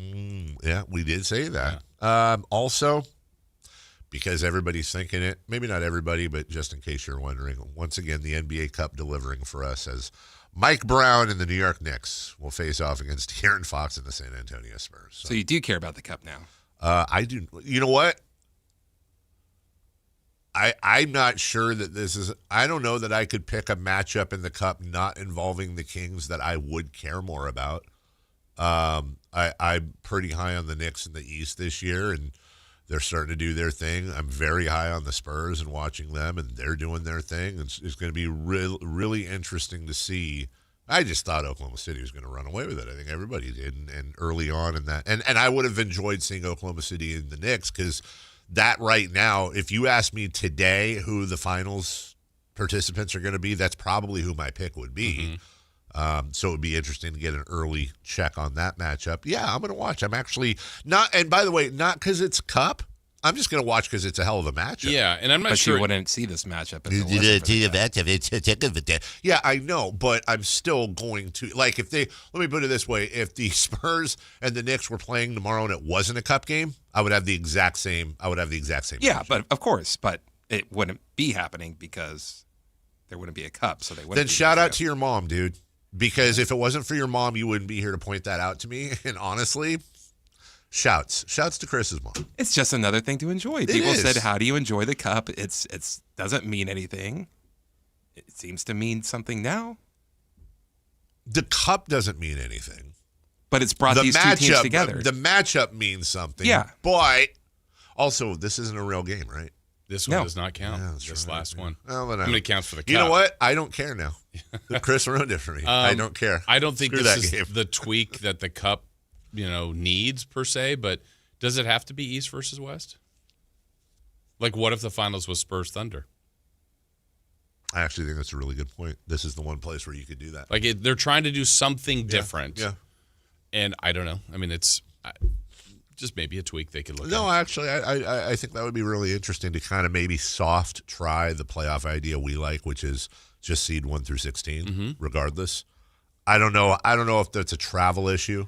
I mean, I'm sure that's what they'd whine about, but no, not in this one, because the semis and the finals are in Vegas, so everybody's going to the same spot. So if you get your 4 teams, so it has to start off as East versus West, correct? Because of the group stages, you mean? And then you're saying, Jason, to then seed it based off of... Maybe there's a way to seed it another way. I don't know. I'm not saying it has to be done this way, but just a thought. No, I don't dislike this. So maybe you seed it based on... you go. So I was going to say, so you go record. Right. Record in the Cup. And then the tiebreaker is point differential. So then point differential really matters, because you're going to have a lot of teams, or at least a couple, 3, that maybe didn't lose. Yeah. And so now you really now you're up 31 in the 4th with 8 minutes left, and your starters are in, you're hammering. Yeah. I don't dislike that at all, because it's one of the things and I don't want to get too hyperbolic with my love of the Thunder and Spurs, but I have thought about this before. Like, it would be kind of a shame from an NBA point of view if over the next 7, 8, 9, 10 years, they are the 2 best teams in the NBA by a clear margin, and it's these Lakers-Celtic type rivalries, Bull Pistons type. It does suck when you have the 2 best teams in the NBA consistently knocking each other out in their conference for 2 reasons. Number 1, you'd love to see them face off for the whole thing.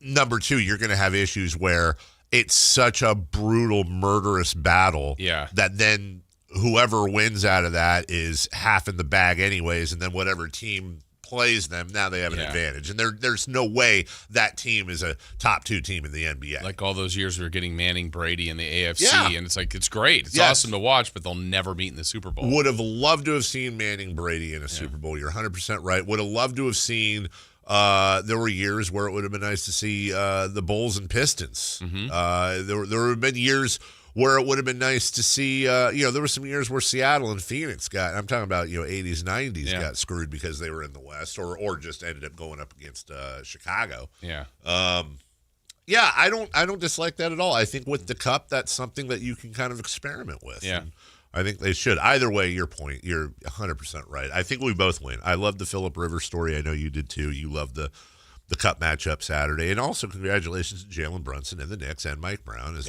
they get there. And we shall see. When is that game, by the way? Tomorrow. Is it tomorrow? My goodness gracious. All right, number 3, please. Question 3. The Kings lost last night to the Wolves. Dave and Jason, since I'm a big fan of the tanking strategy, can we get an update? Sure, Chris. That's a turnaround for Chris. That's nice. If you are Captain Tankopotamus, you had a really, really good night. Arguably the best night of the year for the Sacramento Kings from a tanking point of view. And I wish there was we should come up maybe with a different, like instead of tanking, what if we call it like losing for the future?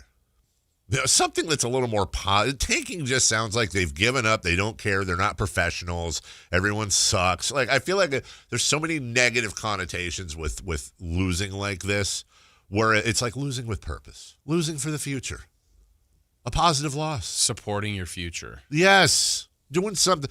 You know, the late Whitney used to believe the children were our future, and we believe as Kings fans, losses are our future. You know, it's bad now, sucks now, it's not fun. No one's having a great time. But if you look at the mathematics, what a night for the Sacramento Kings. So they lose in Minnesota to fall to 6-20. They have lost 3 in a row. They have lost 7 of 10. And to be honest, they've lost 20 of 26. But the Pelicans won their 2nd in a row. Here comes New Orleans. They are now 5-22. The Wizards won a game. They're now 4-20. The Pacers, I believe, were idle. They lost to the Wizards. That's right. So I don't know. It wasn't a perfect night in that round. That's what you're looking for. And but Brooklyn won. Yeah. Brooklyn won. And Charlotte won. So you have, of these bottom teams, you have the Clippers, Pacers, and Kings that lost or are losing, because I think the Clippers were idle, weren't they? Yeah. Yeah. And then you have the 2 teams. You can't ask for better than this. The 2 teams below Sacramento both lost. Jason, as it stands right now, and I'm not saying this is where we want to be. Right. I'm fine with being in the bottom 3. That's my goal. I know it sounds so terrible. My goal is to be a bottom 3 team. But I think as long as the Kings, because remember, the odds are flat for the bottom 3 teams. The bottom team has never won it in this version of the lottery. So if we're the 2nd worst or 3rd worst, I'd actually rather be 2nd or 3rd worst than the worst.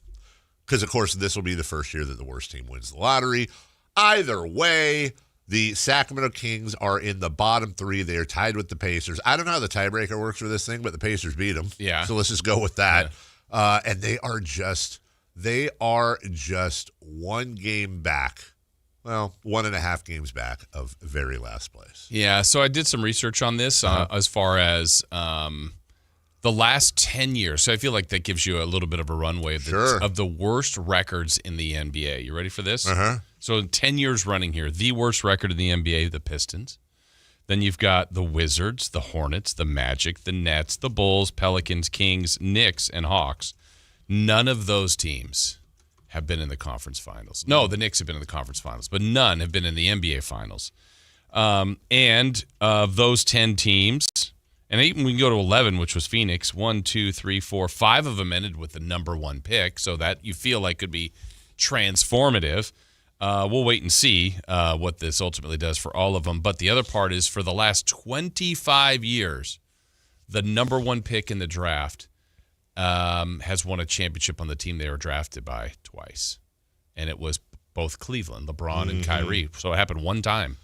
So it's not the full proof. The whole point of all of that is, I know what you're saying, and you'd rather increase your odds. You'd rather have the best possible pick.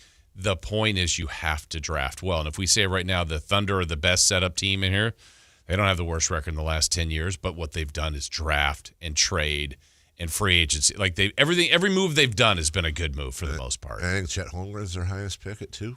Probably in that stretch. Well, even before, like in the 10 year or probably 15 years. I mean, Durant, Westbrook. I'm saying in this run though, 2's the highest last few years. So, but they've made great moves and smart moves and good trades and good drafts, and that's what the Kings are going to have to do. Who will our Paul George be? Yeah. Who will our Paul George be? We'll take a break. And by the way, we have Domantas Sabonis, who's been a part of all those deals. Mm-hmm. So remember, he was a part of the Halliburton deal. He was a part of the Paul George deal. Could be a big part of a Kings deal in the future. Yeah, that's where we're going. We'll take a break. Very quick break here. When we come back, we'll get into football. Week 15 NFL recap. A big elimination. A couple of huge injuries. We'll stop on the 49ers briefly before we get to Kings Rewind at 7:43 right after this. You never know what you might hear when listening to a Sacramento Kings game. Out of Keegan, going for another triple. Man, is he feeling it. Keegan, can he do it? Yes, there's number 11, Keegan Murray. Keegan steps back, He just knocked down his 12th three-pointer, a Kings franchise record. He's got 45 points. Never miss a moment of Sacramento Kings basketball with Sactown Sports and the Sactown Sports app. Hey there, Jason Ross here to tell you about Jonathan Gonzalez and Gonzalez Law, a lawyer right here in downtown Sacramento with years of experience. And you can utilize that experience, his knowledge, his wisdom, his ability to help many people in our area, and he can help you too if you need representation. SacLegalDefense.com. The number is 916-304-9187. I suggest you call his office and see the different areas that he can help you with. Now, I've talked a while about expungements. That's an area he has specialized in and has helped many people with. That's something that happened in your past that you'd like removed from your record. He can help you with that and then get your life back on track, get some of your rights back, and just keep your life going forward. But maybe you need criminal defense support, maybe a wrongful termination case, car accident, sexual harassment case. A lot of different issues out there, but he's here to help you and can do it. Again, it's Jonathan Gonzalez, Gonzalez Law, someone right here locally in our community, one of us that can help you. SacLegalDefense.com, 916-304-9187. CVS Health supports people in the moments that matter, from picking up a prescription to connecting care. With nearly 5 million daily interactions and serving 185 million consumers and 1.5 million healthcare professionals, CVS Health holds a trusted place in healthcare. By simplifying care and improving health, we're helping people get the care they need. Learn more at cvshealth.com/Investor Day. This message comes from Viking, committed to exploring the world in comfort. Journey through the heart of Europe on an elegant Viking longship with thoughtful service, destination-focused dining, and cultural enrichment on board and on shore. With small ships that bring travelers closer to the destination, there's more time to explore. And every Viking voyage is all-inclusive, with no children and no casinos. Discover more at Viking.com. Mike Rowe here with another random fact. Those cracks on your walls aren't just cosmetic. They could mean your home is sinking. Whether it's drywall cracks, exterior cracks, or sticking doors or windows, do yourself a favor. Call Groundworks. I spent some time working with these guys, and they're the real deal. Their people are trained and certified to stabilize your foundation. Groundworks, official foundation repair company of Cal Athletics. Licensed in all states where work is performed. See website for details. Get more for your money at Elk Grove Chevrolet, where value meets style. Lease a new Chevrolet Trax for just $199 per month plus tax. Enjoy its roomy backseat, flat rear window, and simple, attractive interior packed with an 11-inch touchscreen, wireless Apple CarPlay, and wireless charging. The Trax delivers more for less. Visit myelkgrovechevrolet.com today for full lease details and see why the Trax is such a smart choice.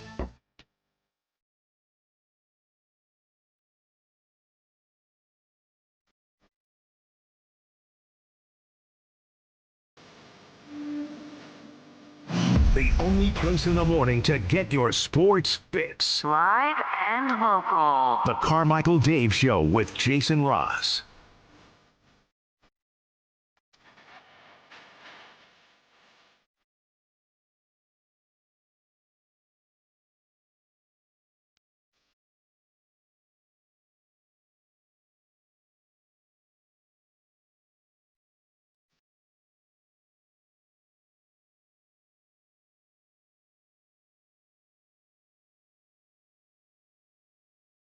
That's confirmed. God, that's what people hear.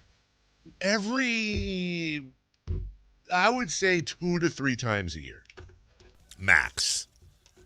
I go, God dang, I'm glad Chris is here. Like, and this is one of those. This is one of those because his I couldn't remember something. I had a really good friend on the who was listening to the show, really good friend of mine, that said that I said something, and I'm like, there's no way I would say that. He's like, dude, I swear to God. And then Chris knew the exact reference. It was exactly something I would say. It had nothing to do with what my friend thought I said. It was in similar neighborhoods, but very different. Very, very, very, very different. One had different tonality to it. The other is a phrase I use all the time. And anyways, hey, shout out Chris. Wow, soup last week. This week. I would say, what, you don't think I'm going to go 8 for 8? No, I do. I just wondered why you didn't bring back 3. Honestly, Jason, super question. Why did I not bring back 3 creamers to go with Because you have the one? extra one. Yeah. Before. Honestly, I thought maybe you'd want it. You never know. He's going to do the eye trick that Chris did. The eye trick? Yeah. Yeah. Okay. From the 916 question, 916, would it be possible to start doing Niners Rewind? You guys want to do Niners Rewind? They're the ones that do it. I am a spectator. Kings Rewind's still enjoyable to me. No. They weren't saying like don't do Kings Rewind. I don't think they were saying, hey, could add you like? On they Niners liked. Rewind? That's how I took it. That Okay. that's just more work for you guys. I'm all. Hey, by the way, I'm all for it. I say honestly, if it was up to me, after the morning the opening segment, it would just be like coming up next, Jaguars Rewind, and it's just all day. It's nothing but Pistons Rewind. Yeah, why not? Sharks Rewind. Sharks. Huddersfield Rewind. Tough draw on Saturday for us. Yeah.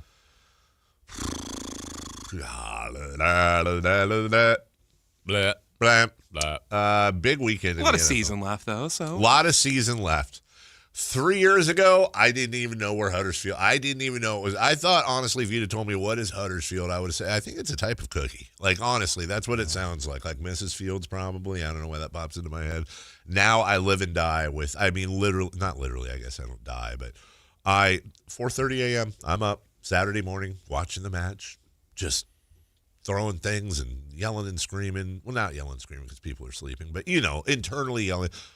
My ring on the thing that covered my blood pressure is just through the freaking roof over a soccer match from a team in West Yorkshire that I didn't know existed 3 years ago. And I legitimately if you were like, would you rather have a win for Huddersfield this weekend or a win for the Niners? I'd have to think about it. I'd have to think about it. Wow. I'd have to actually be like, God, I don't. Well, you get some attachment out of them. I do. And it's like, do you really want more attachment in sports? That's just more stress. That's more pain.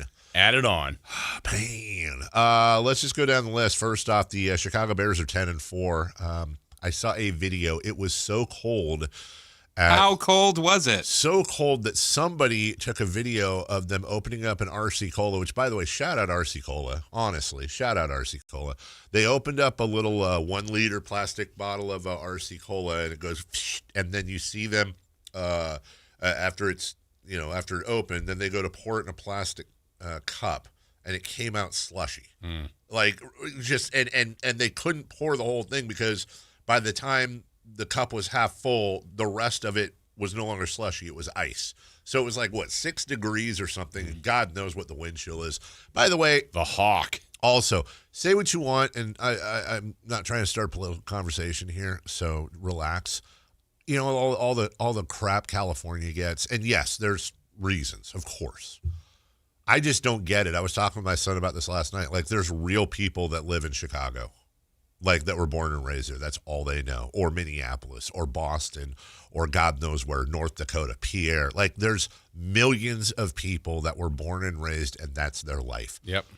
Holy God. No. Nope. Mm-mm. Sorry. I understand snow days and snowball fights and tobogganing and whatever people do in the cold. Cold weather sucks. And I'm not talking about this cold weather, Jason, like how we argue. This isn't cold weather. This is brisk and wet. I'm talking about, like, you're going to die if you don't come inside cold. Right. I'm talking about taking a CD jewel case and, like, scraping the ice off of your windshield every day and having to start your car to. What's a CD case? Warm. It's it used to be a thing people listen to music off of. Like, I just don't know why everybody doesn't move. Yeah. To somewhere that, if they can. You know what I'm saying? I'm not talking economics. I'm saying people voluntarily. There are millions of people that voluntarily live in cold weather cities like Chicago. And I'm sure Chicago's great and pizza and, all that crap and that, whatever that silver bean is. Yeah. Yeah. The bean's cool. I'm sure there's time in summer. Bean is cool. Yeah, I'm not saying it's not. I'm just saying 5 degrees, dude. Not for you. And Not for me. And there were tens of thousands of people that woke up, paid a lot of money to get a ticket and parking to go and then pay more money to sit and watch something they could have watched from the comfort of their own home, dressed like Randy in A Christmas Story, who can't move his arms. Yeah. Shouts to them, man. 31-3. They love it. Mm-hmm. Bears win. You know, all those points kept them warm. Myles Garrett, barring something. It's closing in. He needs, I think, one more sack. And there's 3 games left? Yes. Yeah. I mean, if he doesn't at this point, it's ridiculous. The Ravens shut out the Bengals in Cincinnati 24-0. That's after the week Joe Burrow had, where he clarified that his comments last week weren't directed at football in Cincinnati, but he sounded like a beaten, depressed young man, and you felt for him. And I don't think that Saturday helped, especially at home. That was just a terrible performance. The Chiefs are officially eliminated from the playoffs. Yeah, it's going to be weird to watch a postseason without them, and then certainly the worst part of the game came in the last couple minutes when Mahomes went down. It looked like that weird step. I didn't think it ended up being what it was, but a torn ACL, that's awful. If I'm yes, and there's no but to that. I'll just tell you what I was thinking when I saw that. I don't know if lucky is the right word. I don't know the word I'm trying to describe. But the fact that Patrick Mahomes shreds his knee when they're eliminated from the playoffs. Like, think about all the other times where, like, they needed Patrick Mahomes and they won Super Bowls and he was always there. And I know he's had some injuries and stuff, but, like, how do you say this? Like, I mean this with all love and respect. If there's ever a time to shred your knee and be out for the rest of the season, it's when the rest of the season means nothing. So, like, I know there's no Chiefs fan that's going to think this way. And, of course, Patrick Mahomes is one of the bright, shining lights of the NFL, and you want him to come back 10 times better than he was before. And he's a Hall of Famer and all the fun things and respectful things I can say about Patrick Mahomes. But, my God, if you're going to – this happens when it is meaningless. Right. So, but – I will. I'm glad it won't be the Chiefs, just because I want it to be other people. You know, whether it's the Eagles last year or whoever it'll be this year, and we'll have some new representative out of the AFC. That's exciting. Also, I hope there's a comeback. I think the NFL is better when the Chiefs are good. Yep. So, Chris Jones. I don't know if you saw Chris Jones's reaction. He was when. Chris Jones, their defensive star, does not like missing the playoffs. He is very optimistic. I would say it's been on his mind for a couple of weeks. Oh man, really? Oh, wait, hold on. Let's try this one. That was terrible audio. Really, this one? Really? All that setup and we don't have audio? Is that accurate? Let me try to find one more clip and then I'll pay it off. No, wait, here we go. Sorry, guys. Here we go. Why do I not have sound now? I literally just played a sound clip, Chris, and it was a sucky sound clip. What? I can play that one. It's obviously not me or you, but then I can't play this one. I can't play that one. That's not a sound clip. That's a picture. I know I'm completely shutting down the show right now, and I apologize. Okay, well, the whole point of it is that Chris Jones didn't know that it was a playoff eliminator. So he actually asked, "Oh, are we eliminated from the playoffs?" And they're like, "Yeah." And he was just like the Larry David music started playing. Like I understand being locked in and focused. Also, kind of surprising that Chris Jones did not know that this was a playoff elimination game for the Chiefs.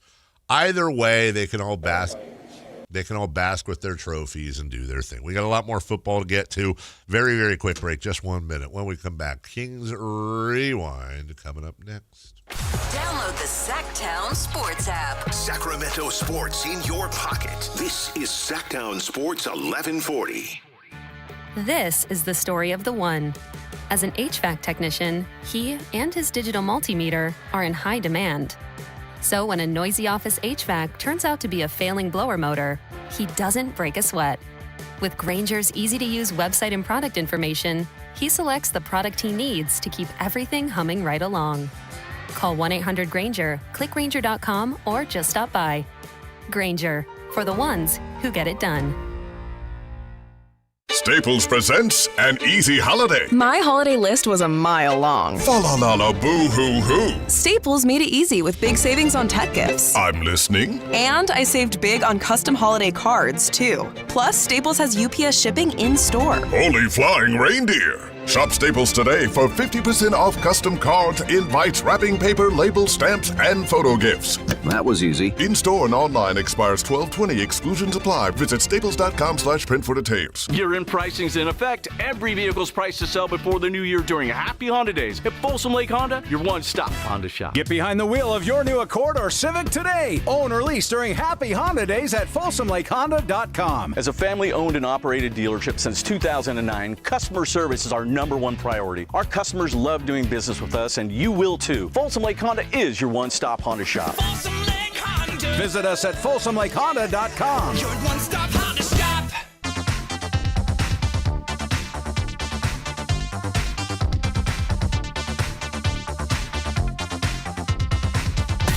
Carmichael Dave. He has very good sources, and he just kind of tells it as it is and gets to the point. Jason Ross. He has a lot of pretty smart things to say. He's good at what he does. On Sactown Sports. Welcome back. La la la boo hoo hoo. That was a funny commercial. Kings, Timberwolves last night. Kings not able to pull it out. And we're stuck with another loss. But you know what? Even in the face of despair, even in the depths of the thing, below the whatever, there is a light at the end of that tunnel. And that light is, it's Kings Rewind. It's off in the distance. It's got a logo and everything. It is time, Jason and Chris, each and every week, put this together after every single game, win or mostly lose. For your entertainment right now, please enjoy Kings Rewind.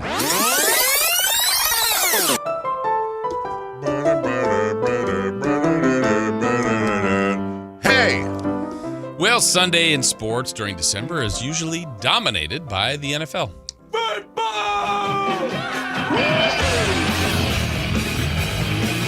Football!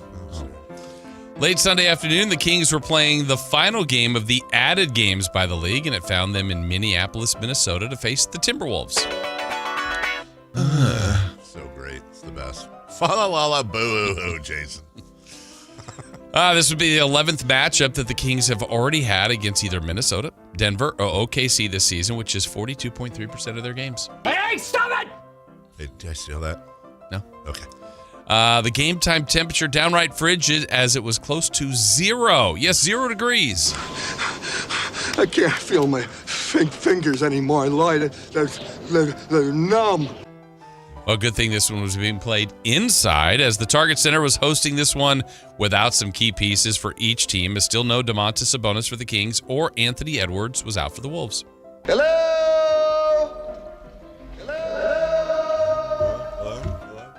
Well, filling in for Ant-Man was Bones Highland. Bone! Wow, that was aggressive. In for Sabonis, Doug Christie called on the rookie, Maxime Reiner. This is a tasty burger. The Kings did some good things in the opening quarter, and they welcomed back to their bench Dennis Schroeder.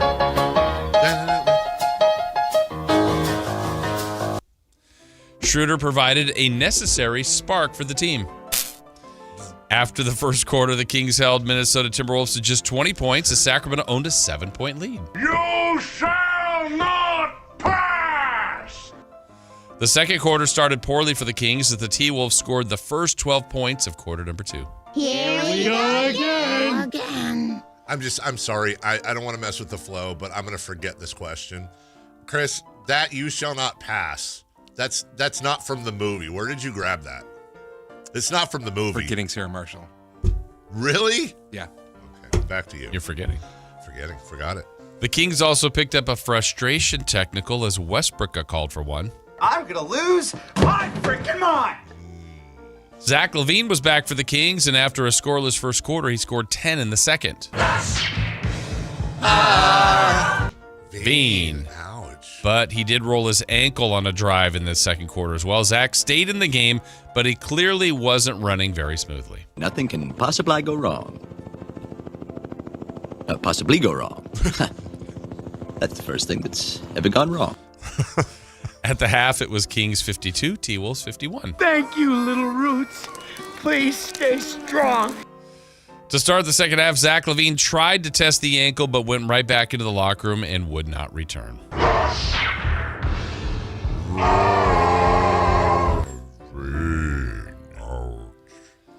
That would be set up for the second half start for rookie Nick Clifford.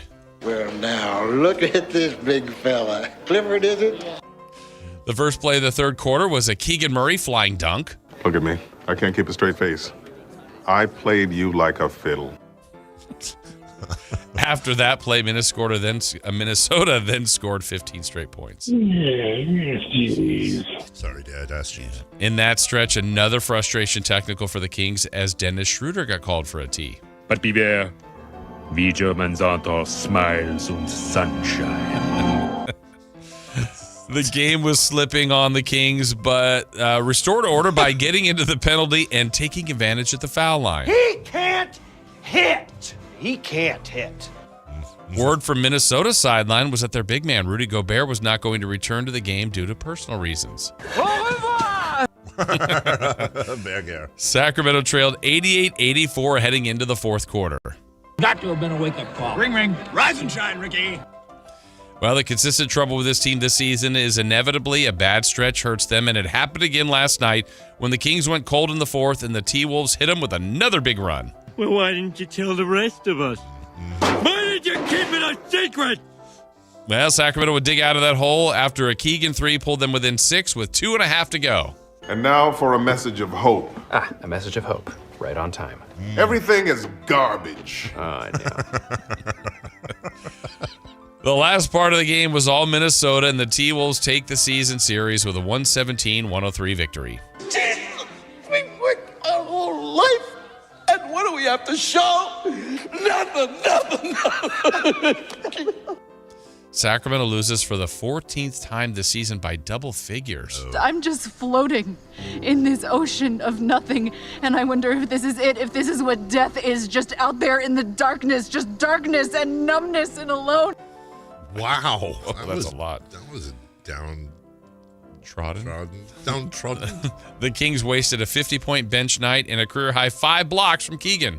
I'm exhausted all the time. The late-night NPR programming, pure garbage. I'm done trying. We can all be miserable together. Wow. Well, the Kings will be off till Thursday when they have a matchup with the Blazers in Portland. It sounds like you're working for your car. Simplify, man. What? I don't know. Matchup with the Blazers? What was the... I said the Kings will be off until Thursday when they match up with the Blazers in Portland. It sounds like you're working for your car. Simplify, man. It's a deep cut. That is a deep cut. Apparently, it's a hippie reference. Okay. Portland has... I got you. Well, okay. there you go. All right. That's how the game played out. That's well done. Good Another job, edition boys. of Rewind. I was thinking when you were talking about old Max Reiner and Berger, I was thinking, wow, Gobert, Reiner, like, how many times have two French centers matched up? And then I remembered that Wembanyama is French, so okay, probably. And then I started looking. Okay, I looked at the list of NBA French centers, and I'm not counting Joachim Noah, even though his father Yannick was French, but he was born in New York. I'm talking about like French, so like from like France. Although, wait, was Maxime born here? I don't know. Was he? Do we know he went to Stanford? I don't want to use the same rules against him.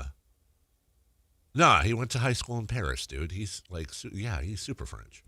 But super French. Super French. Super French. What would the powers be? If you're super French, like you're rolling around in a crepe, not a cape. Able to bake a baguette in half its time. The Crepe Crusader. Yes. You're an amazing kisser. Obviously. Yeah. Yeah, I think he's got them little... I know exactly when cheese will go bad. Yeah, like Superman has the the rays coming out of his eyes, but like those burn you to death. But Super French would fry you to death, right? Because French fry. I was going to say they never back down from a fight, but so I'm looking here. So like, I always want to call him Nicholas Batum, Nicholas Batum, but he's a forward. But you've got Joan Behringer, probably not how you pronounce it, but that was a center. Moussa Diabate. Okay. Boris Diaw, forward center. Okay. Rudy Gobert. Yeah. Okay. Ian Mahinmi. I didn't know he was French. Okay. I probably should have known that. Jan. I'm not counting Joakim Noah. Not sorry. I mean, I count him as a human, but born in New York. Yeah. Johan Petro. Okay. All right. Maxime Reynaud. Alex Sarr. Okay. His brother Olivier Sarr. Okay. I'm not making that up. Like that's legit his brother. And then Victor Wembanyama. So are we like? And let's not forget he was drafted but never played. Frederick Weiss. Oh. Yeah. Remember when Vince Carter does not like talking about that? That was one of the funniest things. I don't know because he feels like. Because by the way, if you don't get the reference, this was in the Summer Olympics. Was it 96? 2000. And Frederick Weiss is like a 7'2" center for France. And Vince Carter, I think, in the greatest dunk of all time in game. Dunks over. His legs go over Frederick Weiss. And he celebrates, and everybody's going absolutely insane, as they should. But then I think when Vince got here, somebody asked him about it, and he wasn't mean about it. He's just like, yeah, I don't really like to talk about that. And when he expanded, I'm paraphrasing here, but it was something like, that dude's whole life is defined by that dunk. Like, all he was trying to do was play defense, and I dunked on him. And the amount of, like him, his parents, his kids, every time they see anything, it's picture of dad on a shirt being dunked over by some, USA guy who's TBing him on the way up to the hoop. Like, I thought it was super. I get it. Like, super classy events. It's like he's because who's the rookie? Is it Noah Sengwe, I think, with the Bulls, who he's out for the year now, I think, with an injury. But remember in Summer League when somebody dunked on him and they took that picture and he had, like, the craziest look. Like, it was a very pained look on his face. And, like, what an amazing Matt George just texted me and said, you're so stupid. And the sad thing is, like, I don't know. That could involve so many things. I know you like Harry Potter. With no context. But this poor kid... I think it might be the crepe. Oh, that was. Does he do the same thing I do, where he says you're so stupid when something's funny? I don't know. I don't know either. So this poor kid Noah Sengwe gets dunked on, and this picture is all over the place. And you feel bad for people that get dunked on. That's probably a part of basketball culture I hate the most. Yeah, here's the picture, Jason. You remember this one? Oh, yeah. So this poor kid. Oh, by Johnny Furphy. Yeah, by old Jay Furf. And his mullet. Yeah, like, look. That looks photoshopped. That's what I'm saying, but I don't think it was. And poor Noah looks like somebody is, just, he's in pain. Yeah. Okay, he's in pain is what it looks like. Well, look, run a camera on any of us, as we've often done to each other. Like, oh, hey, look, Jason Ross is half asleep during the Sac State game. No, he's not. I took a picture while he was blinking. And he, like, run a, we all have our moments. And what always gets me about basketball culture is if somebody gets dunked on, it's like, oh, my God. And I'm guilty of this, by the way, too. I'm not judging. Like, bury him. Oh, it's over for him. He'll never come back from it. But ultimately, they're just trying to play defense. Right. And they got dunked on. It happens. It will happen again. Yes. And, like, I will take the guy like Noah Sengwe who gets these memes with these really unfortunate looks on their faces. I will take that guy any day of the week over a guy making a business decision every time because he doesn't want to get posterized.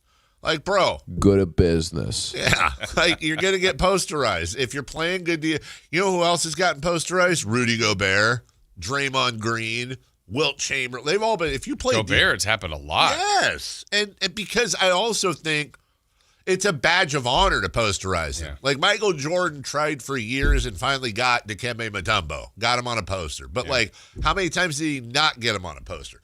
I think normalize people getting posterized and complimenting them on putting their egos aside because they're willing to take one for the team and play defense.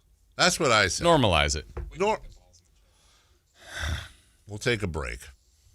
By the way, this morning I went to go put a T-shirt on. I needed this color T-shirt sorted because I'm wearing Republic stuff, and so I'm wearing a Republic T-shirt. But the first T-shirt I grabbed, just so you know, was USC Dad, and I put it back.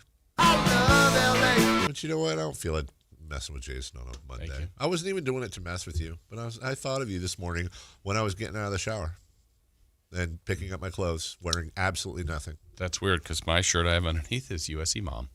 We'll take a break. It had been UCLA Mom, though. We'd have had some fisticuffs. We'll take a break. Was it? You can talk to Jack and Johnson.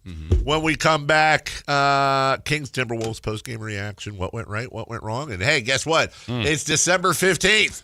It's trade day. Today that it's happening? Probably not. We'll talk about it next.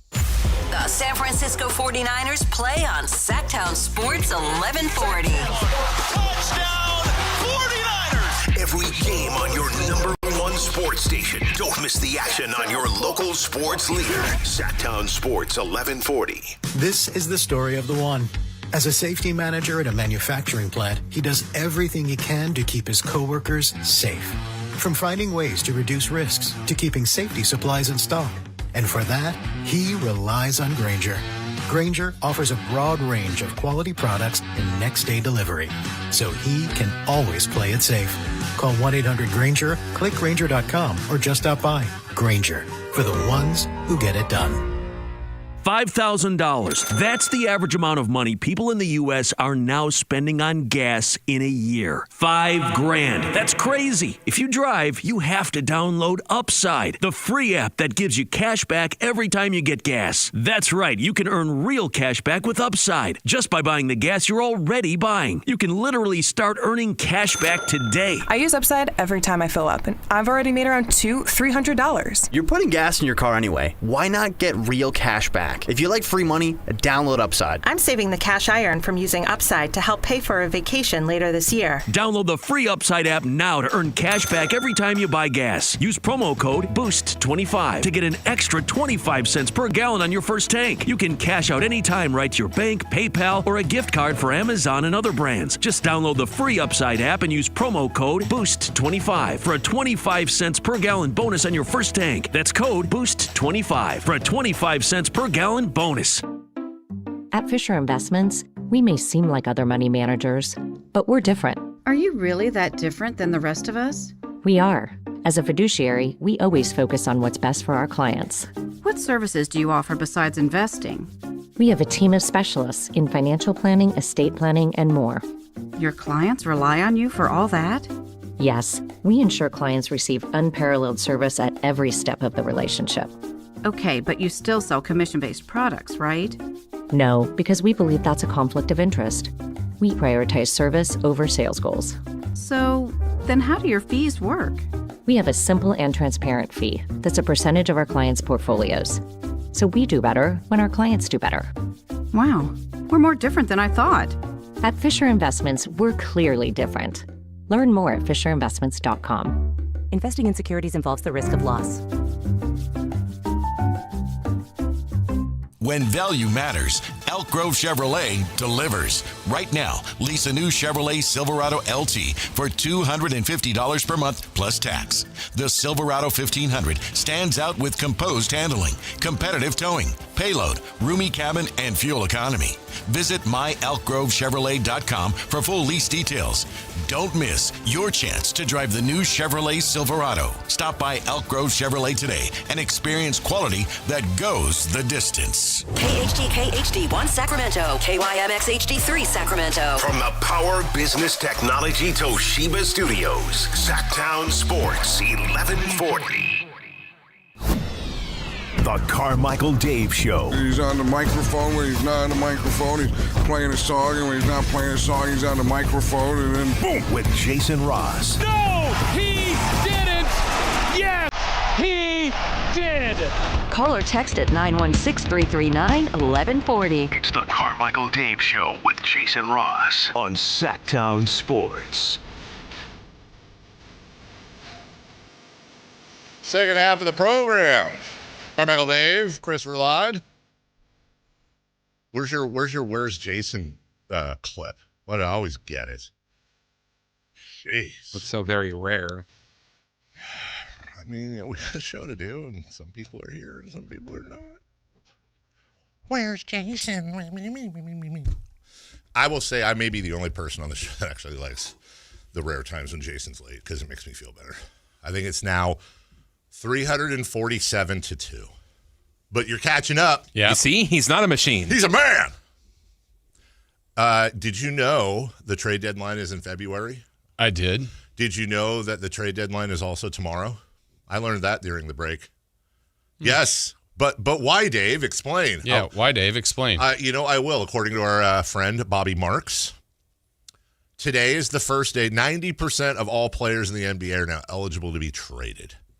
But tomorrow is the trade deadline if you want to trade them again during the trade period and aggregate their salary. So, for example, last year, Dennis Schroeder was traded on the open, and then that allowed him to be traded again. I think Detroit and L.A. were involved or something. Mm-hmm. He was traded twice over that period. So if, for example, somebody wanted to, let's just use Zach LaVine. If somebody wanted to acquire Zach LaVine and, like you have all those reality shows, home flippers and stuff. Okay. Like maybe somebody wants to acquire Zach LaVine, put some new rims on him, fix him up, and then flip him this year. You got to trade him today or by tomorrow. Excuse me. You got to trade him by tomorrow. So that could factor into something. Okay. I don't know. Just saying. I didn't know that. I didn't know that existed. I did know, however, the Sacramento Kings existed, and they played the Timberwolves last night. We'll get into that a little bit on the opening day of trade season. I guess that's what we should call it. By the way, a lot of people have reacted positively. Maybe we'll use that to losing with purpose. Your Sacramento, there's got to be, we've had sayings. Feel the roar. Feel the roar. Here we, everything. Yeah. Losing with purpose. Get LWP shirts. Here we lose. Here we. No. You don't think they'll buy that one? I think people would be more likely to buy an LWP shirt than and I think you'd have to abbreviate it because I don't think anybody wants to buy a shirt that says losing. Or we have that drop. Here we go again. Yeah. Again. Losing with purpose. Your Sacramento Kings. Also, when things are going not swimmingly, people will take anything and just go with it. And I get it. It's an outlet. But, dude, the amount... Kings put out a tweet on Thursday, and there's a sponsor for it and everything. And they do this, I think, every game, where they have a celebrity row. And so they tweeted out celebrity row. Right. But they didn't name any of the and man, did that thing just go viral. Like last I checked, it was like 6 million views on the thing. By the way, one of the celebrities was quarterback Will Levis. Yeah, no, this happens, if I remember right, every year around this time where there's some random quarterbacks that are sitting celebrity row. This is not Levis's first trip to Sacramento for a Kings game. And so there's some connection. By the way, is he what is going on? I think it's, if I remember right, is it Jordan Palmer, Carson's brother? Okay. That has some sort of like passing academy or I don't know. And he's had guys that were going into the draft. He's had guys that, I don't know. But it just, there's always some random QBs that have been front and center. Come and hang out, which is great. I mean, good for them. But man, I felt bad. Like, I don't know these guys. Like, imagine if like you or I were sitting. We're sitting there. Yeah. Oh, we got watching great the game. We got great seats. Somebody gave us some cool seats. And we're watching, and then you get in that picture. Mm-hmm. Then you're 6 million views later. You're like, I'm just watching the game. Right. Oh, you call yourself a celeb? No. I didn't. No. Our friend Craig in Wisconsin weighed in, by the way. Hey, boys. Born and raised in Sacramento, moved to Wisconsin 8 years ago. Will never move back. I'll only visit. The beauty of 4 actual seasons, kind people everywhere, great hunting and fishing, and 0 traffic. Well worth the price of 4 Arctic months, in my opinion. Wow. By the way, Saturday morning was -6, and the wind chill was -25. I just say no to all of that. I'm with you. Like, hey, by the way. I mean, nice people and wonderful people. Less traffic sounds good. Midwestern people are the best. Like, there's great people everywhere, and there's bad people everywhere. Absolutely. But dollar for dollar, I would say Midwestern people are the best people in the United States. Okay. If you took 100 Midwesterners, 100 Southerners, 100 East Coasterners, and 100 West Coasters, I would rank them as follows. Okay, I would go Midwest first, Southerners second, West Coasters third, East Coasters fourth. And by the way, that doesn't mean East Coasters are bad people. I'm just saying. They'll tell you why they don't like you. Midwest people will say it behind your back. Which is fine, as long as I don't have to hear it. But if you take a room of 100 of each, you're going to get, I think, the most nice people in that order. That being said. I wonder how close it is between the Midwest and the South. I think it's, you know what, if you told me you flipped those, I wouldn't argue with you. I just, my experience in Omaha and my experience in St. Paul are mainly what I have to go on, other than my visits out there. And St. Paul, the Midwest. So it's funny you say that, because I was just about to follow up. Minneapolis is actually they lean more East Coast. It's more, Minneapolis reminds me more of an East Coast city that happens to be there. I don't know what the hell or why, but it does. Not as nice as Nebraskans, but Nebraskans, Iowans, Wisconsinites. And Wisconsin's just east of Minnesota. They share a border right there. That being said, I digress. Again, I don't want to yuck Craig's yump, dude. I don't. But, no. Yeah. No. Like the hunting and that part, that doesn't do anything. The cold does 0 for me. Nothing. Dude, come on. But to each their own. You wake up and at least in the summer, you'll get a lot of humidity. Yeah, and the bugs are massive out there in the summertime. There's basically 3 good months in the Midwest. And by the way, I'm not making fun of it. I'm just saying legitimately, and there's a tornado. Oh, there's another one. In Wisconsin? And maybe not Wisconsin, I guess. Just giant, I'm talking about Nebraska. Giant snowstorms. Oh, I have to go to work. You can't. Why? Well, because you can't open your door because there's so much snow. Oh, it's the morning. Oh, I'm going to go outside. Well, what's the temperature? It's -6. I need an hour. I need an hour to put on my outside clothes. Or what is it they all have? Is it the mud room? Where you have this, when you walk in the house, there's and you derobe because you have too many layers on. Snow and mud and crap. Hey, currently right now in Madison, it's 15. Feels like 0. Heat wave. Gusts of wind to 28 miles an hour. I'll take that weather once. Christmas Eve and Christmas. That's fine. White Christmas. That's cool. What's wrong with that? It's fine. Anyway, so in Minneapolis. What the hell is it in Minneapolis right now, Jason? You don't know? Yesterday, I think, was -2 or something, or 4 degrees, something. What are people doing? Freezing. Right. Well, Friday, the low will be 0. So that's cool. Right now, it's currently 21. Just when it's so cold, it burns. Right. I'm good. Anyways. And again, it's still not winter. Great point right there. We haven't even gotten to January and February, where you just don't see the sun for 6 months, dude. It's just lame every single day. I mean, hunting, fishing, great, but even that, those are outdoor. I'm not going. Imagine trying to put bait on a hook or hook a fish or whatever it's called when it's 0 degrees. Right. That sounds neat. And they'll drive out, 10,000 plus lakes in Minnesota. Their big thing in the wintertime, no joke, is ice fishing. Right. And they got huts and stuff out there, and you drive out on a lake and you can hear it cracking and stuff around. No, for legitimately, it's like a normal thing. And I freaked out. I did it once. And they were like, oh, no, that's just the ice settling. I'm like, okay, cool. But will it settle with me in the lake? Right. Because that's not cool. And you sit in this hut. I'd be the one that would try. You can't drive on that lake. Well, how can I drive on the others? That's dude. Yeah. It's not. They light a fire or whatever. You have a little heater and a generator, and you're in this hut, and it's warm. You saw a hole in the lake, and even the fish they pull out, like, oh, look at this pike. Pike sucks. And then they're eating lutefisk or whatever they brought over from Norway. No, it's called lutefisk. That's why they're all alcoholics up there. Seriously, what else are you going to do? Warm. And it's and lutefisk. If you just look it up, it's one of the most foul things you can possibly.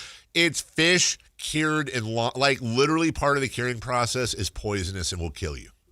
And then and it honestly, whatever the worst smell you've ever smelled, it smells worse, and it tastes worse than it smells. Like legitimately, and they have festivals. No thanks.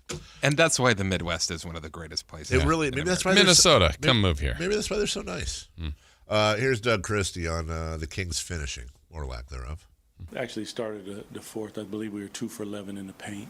We didn't finish the basketball. They had the ability to knock down some threes, and we were missing 2s. And when you do that, the lead begins to spread. The ability to make sure that we're keeping the ball in front of us. Bones got loose a few times in transition and just breaking guys down, finishing.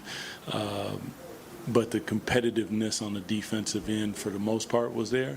Now we got to make sure that ball doesn't stall out. It keeps moving. And we take and make shots, obviously. But when you get in the paint, those are the ones that you got to make. And most nights, like, listen, when guys are going good, they're making those shots, and it's a good thing. Tonight they didn't. Mm-hmm. They didn't. 117-103 was the final. Shout out to Doug for having to do press after every game. Yeah. Like, how long do you... There's nothing you can say. And people are going to take everything he says and turn it around. Right. What's he supposed to say? I'm just glad he's dropped his temperature. Yes. Because, it was 10 games ago maybe. Yes. I'm like, look, I know you're competitive. I know he wants to win every game. Yes. I know he does. But you're not going to make it if you're wound that tightly, I thought. Like, for him. And he's generally a happy-go-lucky guy. And it's a brutal, competitive sport, but... Man, he was getting after it after a couple of post games. I'm like, Doug, we're in November. Yeah, it's like the play-by-play voice that like starts freaking out at a layup in the first quarter. Yeah, and you're like 8-6. Yeah, and you're like, dude, it's the fourth quarter's coming. It could be dramatic. Like, save some in the tank. Right. I hope that years down the road, after Doug has had a wonderfully successful career and all that fun stuff, but I hope there's a point in the future when we're all friends again. I'm not implying anything other than when he can, be normal again and talk about things. I would love to have him on this show. And again, when time has passed, and be like, okay, so you started out really hot, and then you seem to find your groove. But knowing Doug, like that, he didn't just stop caring. No. So, like, what did you do? What was your outlet, dude? Like, what heavy bag at your house got punished? Or what, like, did you turn on some music and do karate in the garage? Like, what did you do? There's, and it ain't golf. That's not going to do it. That might drive your... Doug Christie, I can promise you, has figured out or has some sort of outlet to expel his bad vibe. Because Doug is a positive dude. Very much so. And and like, Doug would scare me if he ever got mad. But, like, also Doug is, like, a super peaceful guy, too. Like, Doug's not afraid to... ask Rick Fox. Right. But, like, Doug... He'll go there if he has to. Yeah, but he does, but he, that's the, exactly, but he does not. He is, like, a very even keel, cool guy. But I know this has got to be just killing him. Yeah, and he wants, like every coach wants to win every game, but this is a unique spot where he's coaching in a place that he played, that knows what this fan base wants, and the fact that he's not there, that the team's not there, I'm sure is wearing on him and all of them. Like, nobody's enjoying this. No. Now, I think, as we've talked about, if you're going to go through it, there are some advantages to losing more. I still feel like we're a little bit early in the conversation, but we're probably not. Look, it's not a great team. No, I think we realize that, but coaches don't think that way. No, and I mean Doug's playing a lot of veterans, and plus, I mean it's not like I talked about this a little bit yesterday on the pregame show that like there's not a large list, Dave, of rookies that they're not like. They could play Max, and they're starting him. They could play Clifford more, I guess, and maybe there's Keon. But it's not like there's 7 rookies or first-year guys, second-year guys waiting to play. It's primarily a veteran-laden roster. Yeah. So, yeah, they could mix it up a little bit more. But until, like we've been talking about, until they finally clear up some of the roster with some trades, this is kind of what we're going to see, I think. Well, and I'm glad you brought that up. Because I'm not trying to be a wise guy here, and I'm not trying to be mean. I'm trying to be fair. Mm-hmm. It's funny how I was telling my wife. It's funny how it's not funny. We in the media, but really a lot of us in the fan base, we pick and choose who we talk about and how we talk about them. Right. So like here is to me and I mean nothing. I'm not trying to do anything but speak facts, and anyone's welcome to push back on me. Like Nick Clifford's borderline unplayable right now. He's been playing horrible, and I'll show my work here. Mm-hmm. Over his last, for example, 5 games, he's shooting 40% from the field, 16% from beyond the arc. He's turning over the ball 2 times every 19 minutes. If you go back to the previous month, his splits are 36, 32, and 66. By the way, he's a rookie. He's trying to figure it out. I have nothing bad to say about him, and I'm fine with him. This is the whole point of play the rookies. You're okay with that. What I'm saying is I don't understand why we look at I shouldn't say we. There are a lot of people that look at Nick Clifford, and it's like he's still on this honeymoon phase. And by the way, he should be. But I contrast that with Devin Carter, who I think they're the same age. If not, Devin's maybe slightly older. Nick is 23 years old. He will turn 24 in February. Okay, so he'll turn 24 in February. Let me just check this because I want to know what I'm doing here. Devin Carter is 23. He'll turn 24 in March. Devin Carter's younger than Nick Clifford. Devin Carter also hasn't played. He didn't make his debut, I don't think, until February of last year, I think. He hasn't played a full season. But Devin Carter is already trash. Let's get him.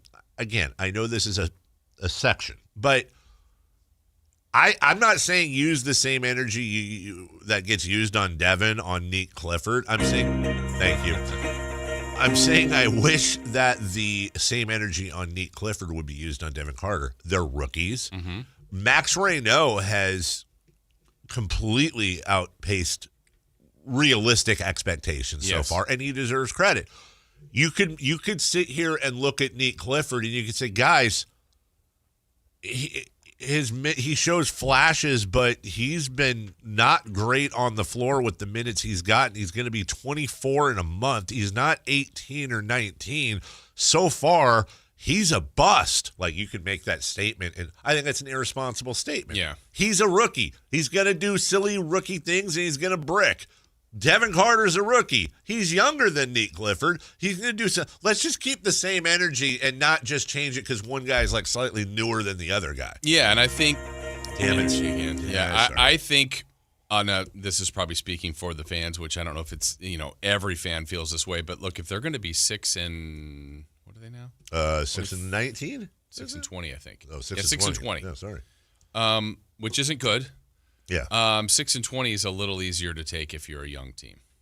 Like, you can rationale it a little bit. When we go and look at this roster and you go, Sabonis has been an all-star. He's one of the best Kings that's been here. Yeah. Levine's been an all-star, and he hasn't been great as a King, but you can see what he's done in his career. We know that DeRozan and Westbrook will be Hall of Famers. Granted, most of that work was done before they got here. Yes. But it's not a roster that you look at and you go, gosh, they just have zero talent.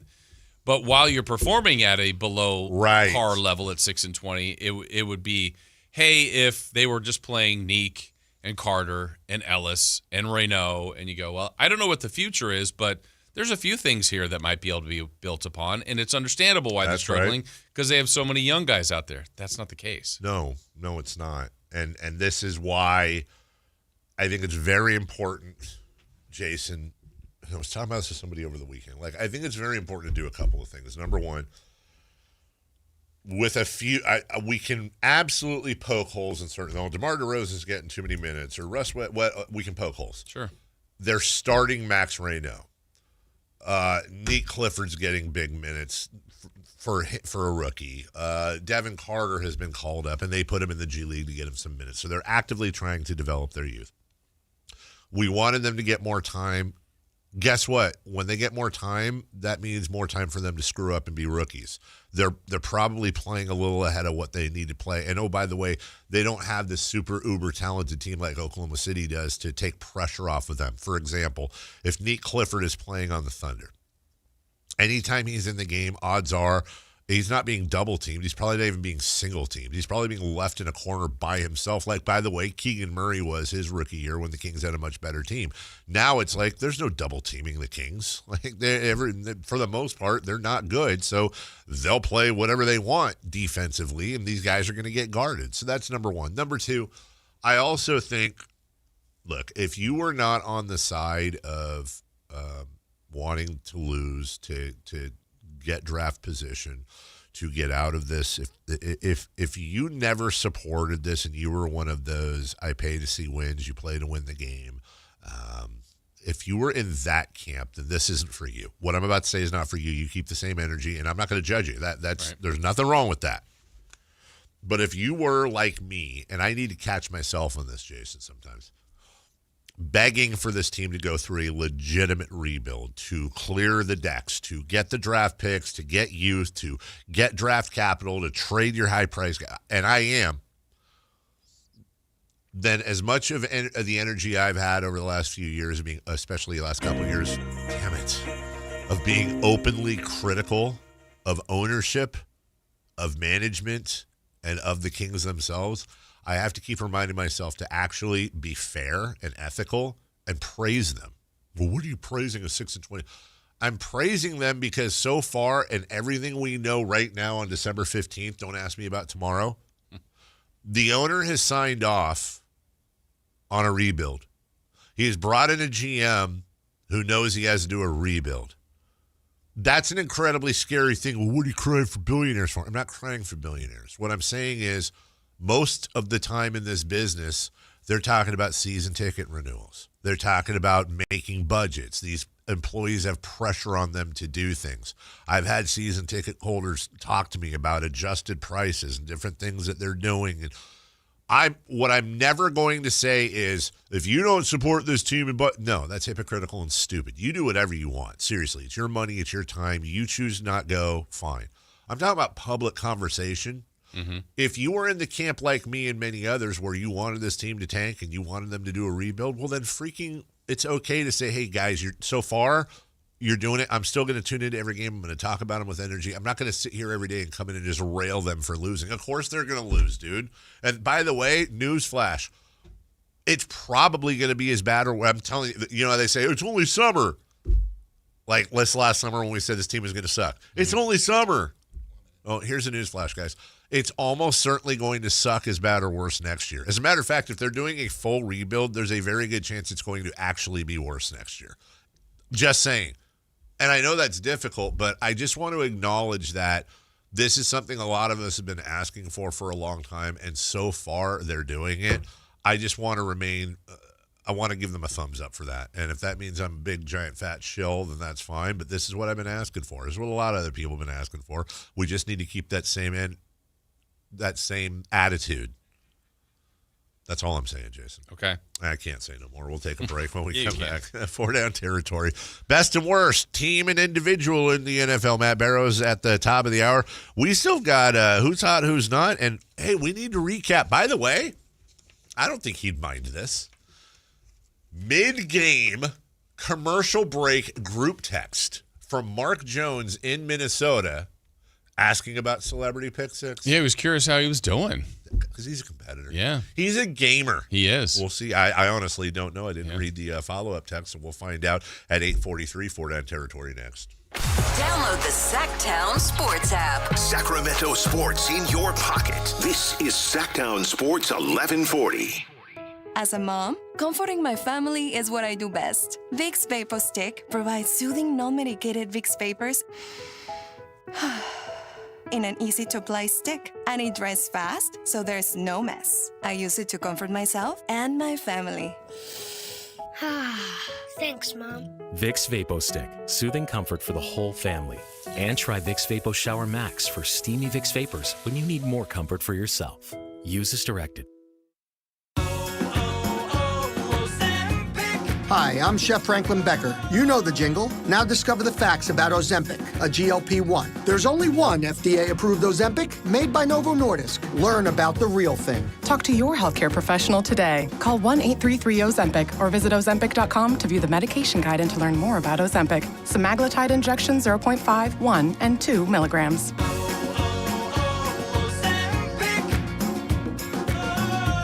Injured and you're considering an LA law firm looking to charge you 45% to 50% in attorney's fees? That's overcharging. Ashton & Price has been around for over 25 years, and I can tell you no matter how complicated your injury case, you should never be charged 45% or 50% in attorney's fees ever. Direct, experienced, unrelenting, and honest local representation matters. It's called Home Court Advantage for a reason. Ashton & Price serious local attorneys for serious people with serious injuries. So for the best local advice, don't think twice. Call Ashton & Price. Now is the time before winter is full on in your kitchen to make sure your heat or your furnace is ready. How do you do that? Lee's Air Plumbing and Heating will get the job done for you like they did for me last winter when our system crashed and burned in the dead of winter. Check them out, leesair.com. Right now, get $100 off any AC heating or plumbing repair. Lee's Air Plumbing and Heating does it all, and they've been doing it at a high level for 40 years. See how they can help you stay warm and cozy all winter at leesair.com. That's Lee's Air Plumbing and Heating, license number 635355. Guys, leave weight gain, low T, and ED in 2025. For a limited time, Revive Men's Health Sacramento is offering free full diagnostic panels. A $400 value. It checks testosterone, blood sugar, cholesterol, kidney, liver, thyroid, and heart health. Plus, qualified patients get up to 25% off select treatments now through year end. Call 916-619-3000. That's 916-619-3000. Or visit ReviveMen'sHealth.com. Who has the largest selection of golf merchandise in Northern California? The Hagen Oaks Golf Super Shop. It's the go-to store for golf bags, apparel, equipment, lessons, club fittings, novelty items, and more. With their low price guarantee, complimentary gift boxes, and gift cards for your golfer, it's the Hagen Oaks Golf Super Shop.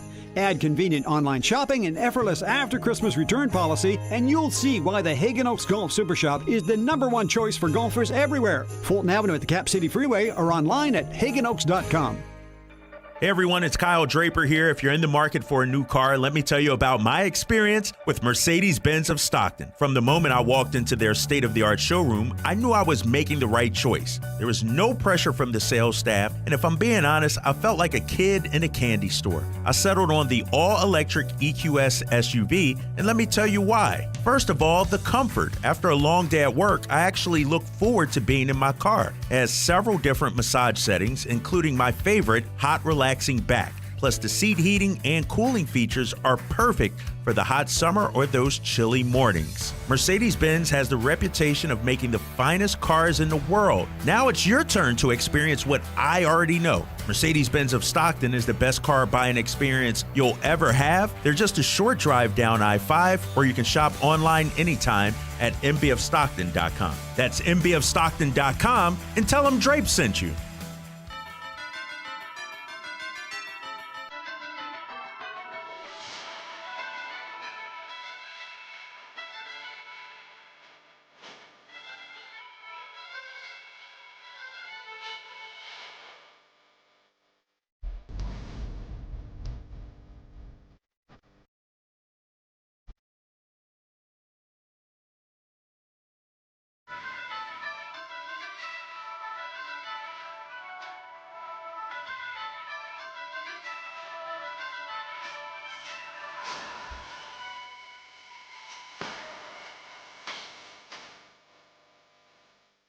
The Carmichael Dave Show with Jason Ross. Call or text at 916-339-1140. On Sactown Sports. Bobby in the chat says, Dave, you think this was the goal Perry had going into this year, not to try to make the play-in? You're rewarding his failure because there was and is an easier way to start the rebuild process. I think Scott Perry has his work cut out for him, and I think it's easy for us to sit here and say that he should have done this. Oh, why did he sign Schroeder? Why did he sign Westbrook? Sit in the chair, man. I have seen from Jeff Petrie to Pete to Vlade to Monty to Scott Perry now. Any way you want it, that's the way you need it. Try negotiating a fan base, an employee base that has season ticket goals, an owner, all of this stuff that you have to balance, and you just got here in the summertime. Like, I don't think Scott Perry's goal was to be 6-20. I think Scott Perry's goal was to assess the team, do what he could to get his rookie coach, somebody who could quarterback the team, at least that was an actual point guard. And I think Scott Perry's actions are going to show us what the goal is. His words have certainly said it, but he's had his hands tied till today. I'm not rewarding failure. I'm rewarding that it seems that they have a plan that is something other than, well, we're going to win. Well, how are you going to win? Well, I don't know. Just going to do it. And and I've always been and still am a fan of Monty McNair, and I don't think he forgot to GM magically over a year after winning Executive of the Year. But I will never forget the whole power forward escapade of whatever McLaughlin and whoever the hell last year and everything that led to it. I think the team and its lack of plan put them in this place. It's a reason why De'Aaron Fox is in the NBA Cup final and we're not. And I want them to have a plan and stick to it. I think so far Scott has done just about everything I could ask of him, wanting this team to have a direction, taking the bullets. Now let's see what he does. He might fail spectacularly, but he hasn't done anything so far to piss me off. That's me. Okay. Question 1, first down, whatever. Which team had the best week in the NFL this week? There are definitely some candidates for sure. I'm going to give it to the Buffalo Bills, and I'm going to give it to them for a couple of reasons. Number one, they got absolutely bat flat to start that game up in Foxborough. Yep. They were down 21 zilch before they could blink heading into the second quarter. And then they outscore the Pats on the road 35-10. The formerly 11-2 Pats, 35-10 to win the game. And my goodness. Now it'll line up again in victory formation as the Bills come in and stun the division-leading Patriots. They even the Steven series, and the division is still up for grabs.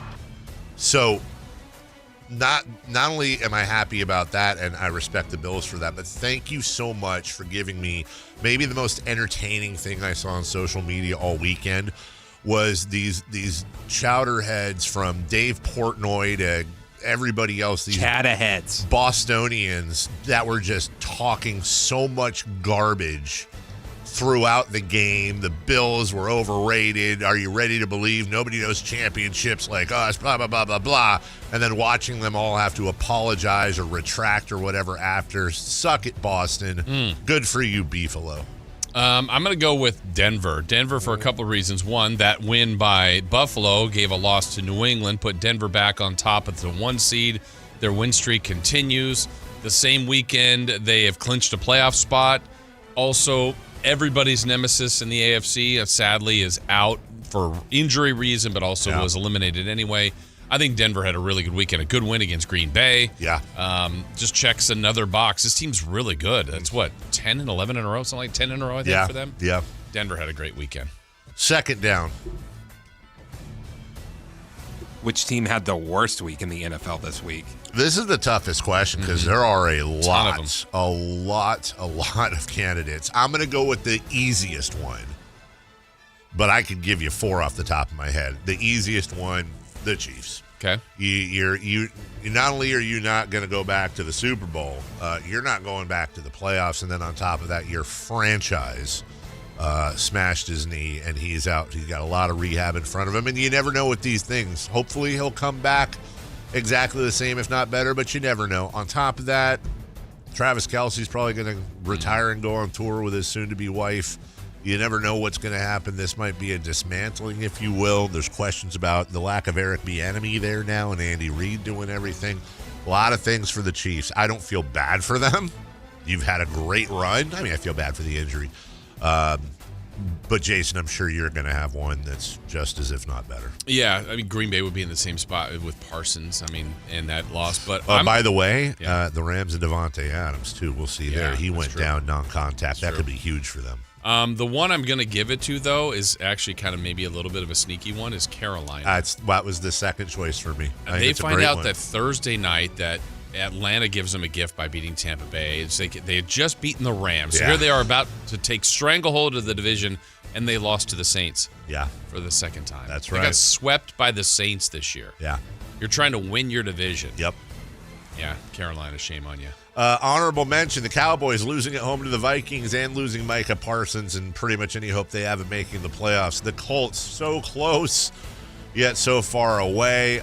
You mentioned the Panthers. I think that's a great choice. The Lions were up 24-17 on the Rams. They lose, a huge game for them there.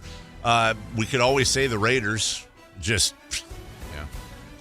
blanks. And Joe Burrow and the Bengals, 24-0 at home to the Ravens. That's always been a fun rivalry, not fun for Cincinnati fans. So a lot of tough losses for a lot of teams. Third down. Which individual had the best week in the NFL? This one's easy for me. A week ago, he was burping babies, changing diapers, and eating Metamucil, or drinking Metamucil. Now he is an NFL quarterback again. I love the Phil Rivers thing. I think it's one of the sneaky fun storylines of the year that came out of nowhere for a Colts team that came really kind of out of nowhere and was the darling of the NFL the first half of the season. He came up short, but you know what? You come up short in life a lot. It's going to be a Disney movie or a 30 for 30 someday. It was nice to watch it unfold. We don't always have happy endings, Jason, unless, never mind. But Phil Rivers, that's my favorite story. I mean, that's mine, too. I'll just get a different one because I think that's just an amazing story to watch. I'm going to go to Trevor Lawrence. 6 touchdowns yesterday. 5 throwing, 1 rushing. It's the Jets, but look, they got their 10th win, 48 points. I don't really think they're a major threat, but that doesn't matter. You get in there and see what you can do. And he's always kind of been that guy that's been on potential. Well, he had that kind of potential game. 20 of 32, 330, 5 touchdowns, no interceptions, and he ran for 51 in a score. That's a big day. Fourth down, please. Which individual had the worst week in the NFL? I'm going to be irresponsible here, but I think it's appropriate. You can make an argument, and we'll see what happens, that yesterday might end up being the most influential injury day we have had in the NFL in a very long time. It wasn't just the injuries, it's the severity of the injuries and who it happened to. So we'll start with Patrick Mahomes and the knee, which weirdly enough, probably the least influential. And you're talking about the face of the league and multi-time MVP, multi-time champion, but it was going to be a miracle for the Chiefs to make it anyways. It's just how long is he out for? That's the thing. Like, does it interrupt next season too? Then there's exactly, and then of course if that happens, they'll suck next year. Then they'll get Wembanyama in the draft, and Micah Parsons, that is massive. When you make the trade to get him, exactly, and everything that went. But again, the Cowboys, it was going to take a miracle for them, or a lot. Packers, you mean, though. Well, I'm sorry, the Packers. Excuse me. And with the Packers, you've got. I mean, look. That is huge for them. Absolutely. And that will reverberate in the NFC, as will Devontae Adams. Now, we don't know the severity yet, but he went down non-contact. He looked in massive pain, grabbing that hamstring. He'd been playing through a hamstring issue. So, again, it's like how we guess when there's an Achilles issue. If we see Devontae Adams again this season, I think it would be a minor, if not major surprise. Certainly going to hurt the Rams going forward. Now, all of a sudden, the NFC is blown wide open. Yeah. Mine is a little bit of a wild card here because I like it when someone gets an opportunity, and if they get the opportunity, they maximize it. Yeah. I know the team is really bad, But Kenny Pickett got to start because Geno Smith was hurt. Kenny Pickett for the Raiders, Dave. Yes. 15 of 25, 1 interception. He threw for 64 yards. Yeah. Played the whole game. Yeah. That game ended in like 2 hours. Yeah, it's not like, hey, now let's start Kenny Pickett going for it. He just didn't have very... I mean, the Raiders are bad, but still, that's awful. Sometimes you get stats on a bad team. That's right. And whether it's Pickett... 64. That's not great. Pickett, Geno Smith, AOC, doesn't matter. They got to fix that line, and you got to ask yourself, it's legit. I don't think it's necessarily Pete Carroll. He sure as hell ain't been perfect this year, but we'll see what they do in the offseason. Yeah. Again, I think the Raiders have, I know it's tough to see right now, but in the NFL, you can turn things around real quick. I think they've got some good pieces. I think they need to commit to the line with the draft capital they're going to have this summer. Let's see what they do. I like John Spytek, and I like what they've done since he's come in. We'll take a break. When we come back, who's hot? What's not? And we'll recap Mark Jones' celebrity pick 6. We'll do all that next. The Drive Guys, weekdays 2 p.m. to 6 p.m. on Sactown Sports 1140. As a mom, comforting my family is what I do best. Vicks Vapor Stick provides soothing, non-medicated Vicks vapors in an easy-to-apply stick, and it dries fast, so there's no mess. I use it to comfort myself and my family. Thanks, Mom. Vicks Vapor Stick, soothing comfort for the whole family. And try Vicks Vapor Shower Max for steamy Vicks vapors when you need more comfort for yourself. Use as directed. Hi, I'm Chef Franklin Becker. You know the jingle. Now discover the facts about Ozempic, a GLP-1. There's only one FDA-approved Ozempic made by Novo Nordisk. Learn about the real thing. Talk to your healthcare professional today. Call 1-833-OZEMPIC or visit Ozempic.com to view the medication guide and to learn more about Ozempic. Semaglutide injection 0.5, 1, and 2 milligrams.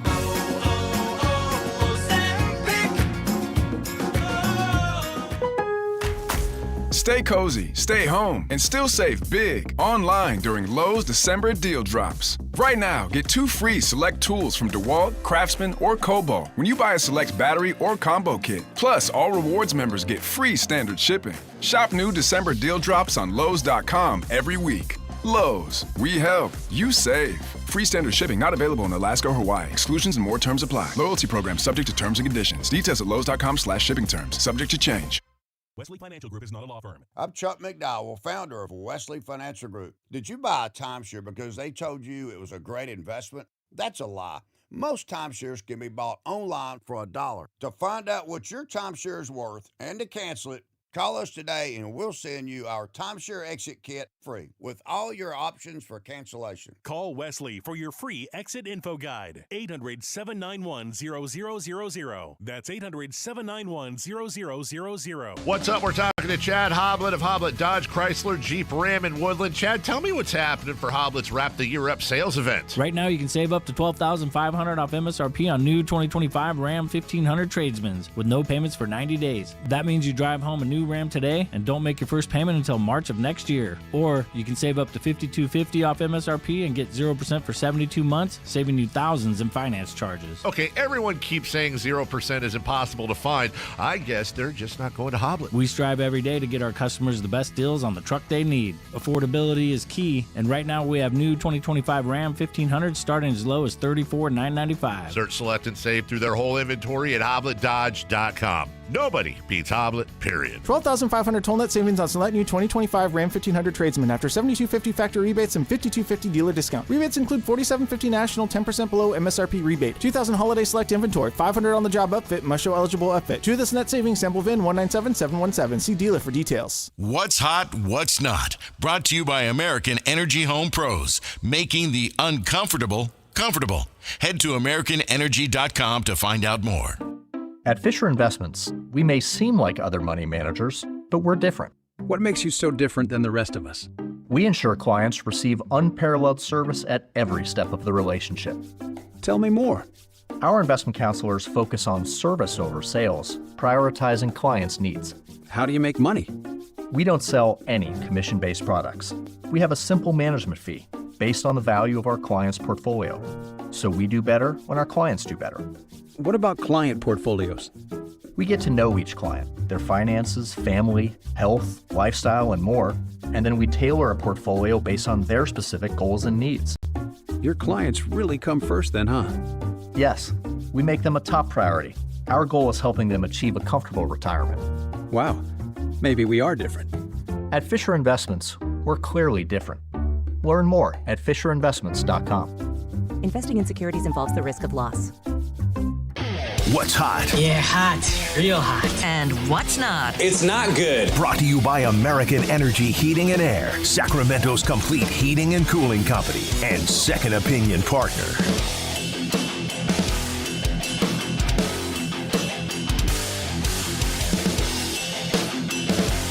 Hey, Chris. What's up? Hi. Hey. How are you? Doing good. Good. I have a question for you. Maybe two of them even. Okay. First one I'm going to ask you is who is hot? Hot. That would be J.J. McCarthy. I know him. I know that dude. The Vikings 34-26 win over the Cowboys. He threw for 2 touchdowns. Also ran in for a touchdown. No one else in the NFL history has done that 3 times within their first 8 games of their career, which J.J. McCarthy has done. It's pretty good. Good for him. Way to go, JJ. You know what the JJ stands for? Just James Jefferson. Justin Jefferson McCarthy. That would be awesome. What'd you say? Just James. Just James. It's actually, I think it's Yon. I think if we did this for 10 minutes, I think you guys would get it. Maybe 5, but we won't. It's fairly normal. It's Jonathan James McCarthy. Is John McCarthy? Oh, he's a UFC ref. I was going to say, J.J. McCarthy's a better quarterback, right? Than John McCarthy? Johnny McCarthy. John James McCarthy. If he went by that? He goes to USC. He does. Yeah. No, that's very true. Kind of legacy. John James McCarthy. Dunny, they said I can't live here, Dunny. He has a yacht. They said I can't go on the yacht today, Daddy. I just want to be on the yacht. Who's not? The Pittsburgh Penguins. Whack, whack. We talked about the Sharks comeback win against them. Yeah. On that date, the Penguins had a 3-goal lead in the third period and lost. Yesterday against the Mammoth, they had a 4-goal lead in the third period and lost. The Mammoth? It's the first time in NHL history there have been 3-goal third period comeback wins in back-to-back days. So sorry, Penguins. Yeah, sorry. I guess I should stop hating the Penguins. You've hated them for years. I have. I've hated them. No, you know why I hate the Penguins. I've always. You know why I would hate the Penguins, right? Why? Ron Burkle owned it. Mm-hmm. Yeah, but he doesn't own them anymore. Okay, but you can move on. Yeah, that's why I don't like Ron Burkle. Because he owned the Penguins. Yeah. No, I didn't like the Penguins because Ron Burkle owned them. Yes. And you didn't like Ron Burkle because? Because he left 2 different Sacramento. It only happened twice. It's only What are the odds? Let's give him a third chance. Of somebody, like, we don't talk about that enough, that one person left 2 different Sacramento franchises at the altar. Like, where are you at, Burkle? Where are you at, Like, what if we don't ever talk about Burkle and Burkle's blemish? Yeah, Burkle's boner. Yeah, that's what it should be called. Just like what was it? Wasn't it Merkel's boner? Oh my God, that's perfect. Burkle's boner. He freaking left us with the Kings situation, and then also he screwed us out of MLS and the whole Republic thing. I was standing next to him. I introduced him, and he was like, now let me be clear, the Republic thing is a little bit different. He had some personal stuff going on, so I want to be careful here. But come on, Ron. Wow, it sure does sound like billionaires have too much power. Well, it sure sounds like billionaires have too much power. All right, let's do Celebrity Pick 6, please. Celebrity Pick 6, in which Mark Jones is our celebrity. Yeah. And Christopher Lott is not. Yes, and this is all brought to you by our friends at Roosters on the River. Is it true we are having a show outing at some point at Roosters on the River? We have to figure out a day. What are we going to get there, Chris? Oh, they've got this Eggs Benedict. That's super good. Ooh, I'm a huge fan of Eggs Benedict. I don't know what we're getting, but I know whatever we're going to get, it's going to be cock-a-doodle awesome. All right, so Mark Jones was our celebrity picker this last week. The top of our leaderboard, by the way, has Dave. I see this name, Chris V. was 5-1. Well, if that's Christina Vapplegate, then I'll accept it. But anybody else, do you accept Herky at 5-1? 100%. Herky's a celebrity. That's he the was a top of the celebrity leaderboard. and a guest of the. Well, let me ask you this. Maybe I'm wrong. Is Herky a paid part of this program? No. Okay. No. You know, I'm gonna fight back on this. Okay, no. Chris, Here we please go. present your case. I think if we were to go and ask each one of our celebrities who the most famous person from their high school was, almost all of them would say somebody else. I'm the most famous person to ever go to my high school, so I think that should count as a celebrity. There were 4 people at your high school. You went to like Monte Christian something University in Woodland. He wasn't there. Would every person at your school agree with you? Well, what yeah. is any other candidate? Who's your competition? Our school president was on an episode of. Don't even know what the show is. They already had, right? It was on an episode of Antique Roadshow. He brought in a family teapot. Hello. And then there was a girl Maybe that not. was in an MTV show where they had hidden cameras on bachelor parties. Ooh, we have a debate. We have a huge debate, and your claim to fame is being on this dumb show. I mean that with respect. We're not even second in the market. No, I'm famous because I was on a show with Doug Christie. Oh. Yeah, I So know it's that your dude. fault. Thank you, Whitey, for texting me the video of Merkel's boner. Out of context, that sounds incredibly weird. Just look it up. It's I think not, it sounds fine. Then get your heads out of the gutter. So We used to have a audio clip from that game. Did we? Chester We P. did. We did. You were right, Chester So that's Q. the top of the leaderboard. Ken Korak is at 0-6. You know what, though? Honestly, Shameful performance. just as difficult to go 0-6 as it is to go 6-0. Is that a posterized He's version the of Pick Frederick Six? Weiss. Are you saying what? Ken Korak got postered? Yeah. Like you have to just give it to him for actually. I think he kind of. You know what? At least he tried. He did his best and he had fun. He did. That's all I care about. Well, Mark Jones cared about his picks, and he was feeling good about them. Let's see how he did. Dave, I'm going to need your help. Pick 6. Between the Ravens and the Bengals, he picked the Ravens. It's a win, right? That is a win. 1-0. Already better than Ken Korak. I don't even need to grab a bobblehead. Let's see. Chargers at Chiefs. He went with the Chargers. Can I say already better than Ken Korak was a little over the line by you? Sorry. I'm just saying. Shout out Ken Matched the G-Man. How There about you, that? I think, see, that's more positive. Matched the Yes, G-Man. yes. Chargers. Shameful performance. Chargers at Chiefs. He picked Chargers. 2-0. Bills at Patriots. This is a tough game. He went with the Bills. Well, they were losing 21-0. Yeah, but they came back and won. That's 3-0. Oh, we're climbing into higher waters. He's already at 3 wins. He's climbing the higher waters. He's already matched Greg Vaughn. He's matched Gunrock, Brad Miller. All right, let's see if he can get to 4 wins. Commanders at Giants. He picked the Giants. Oh. Bobby Jackson. Yeah! What was that? I don't know. His guts came out. It was a tooth. Oh. Sorry, Bob. So now he's 3-1. All right, next up. He picked between the Packers and the Broncos. He picked the Broncos. He picked the Broncos. That's sorry, it's kissing Bobby Jackson. That's a win. That's 4 wins. He's now matched Cody. He's matched Jim Les. He's matched Jerry Reynolds. Okay. And to try to get to 5-1, exclusive company.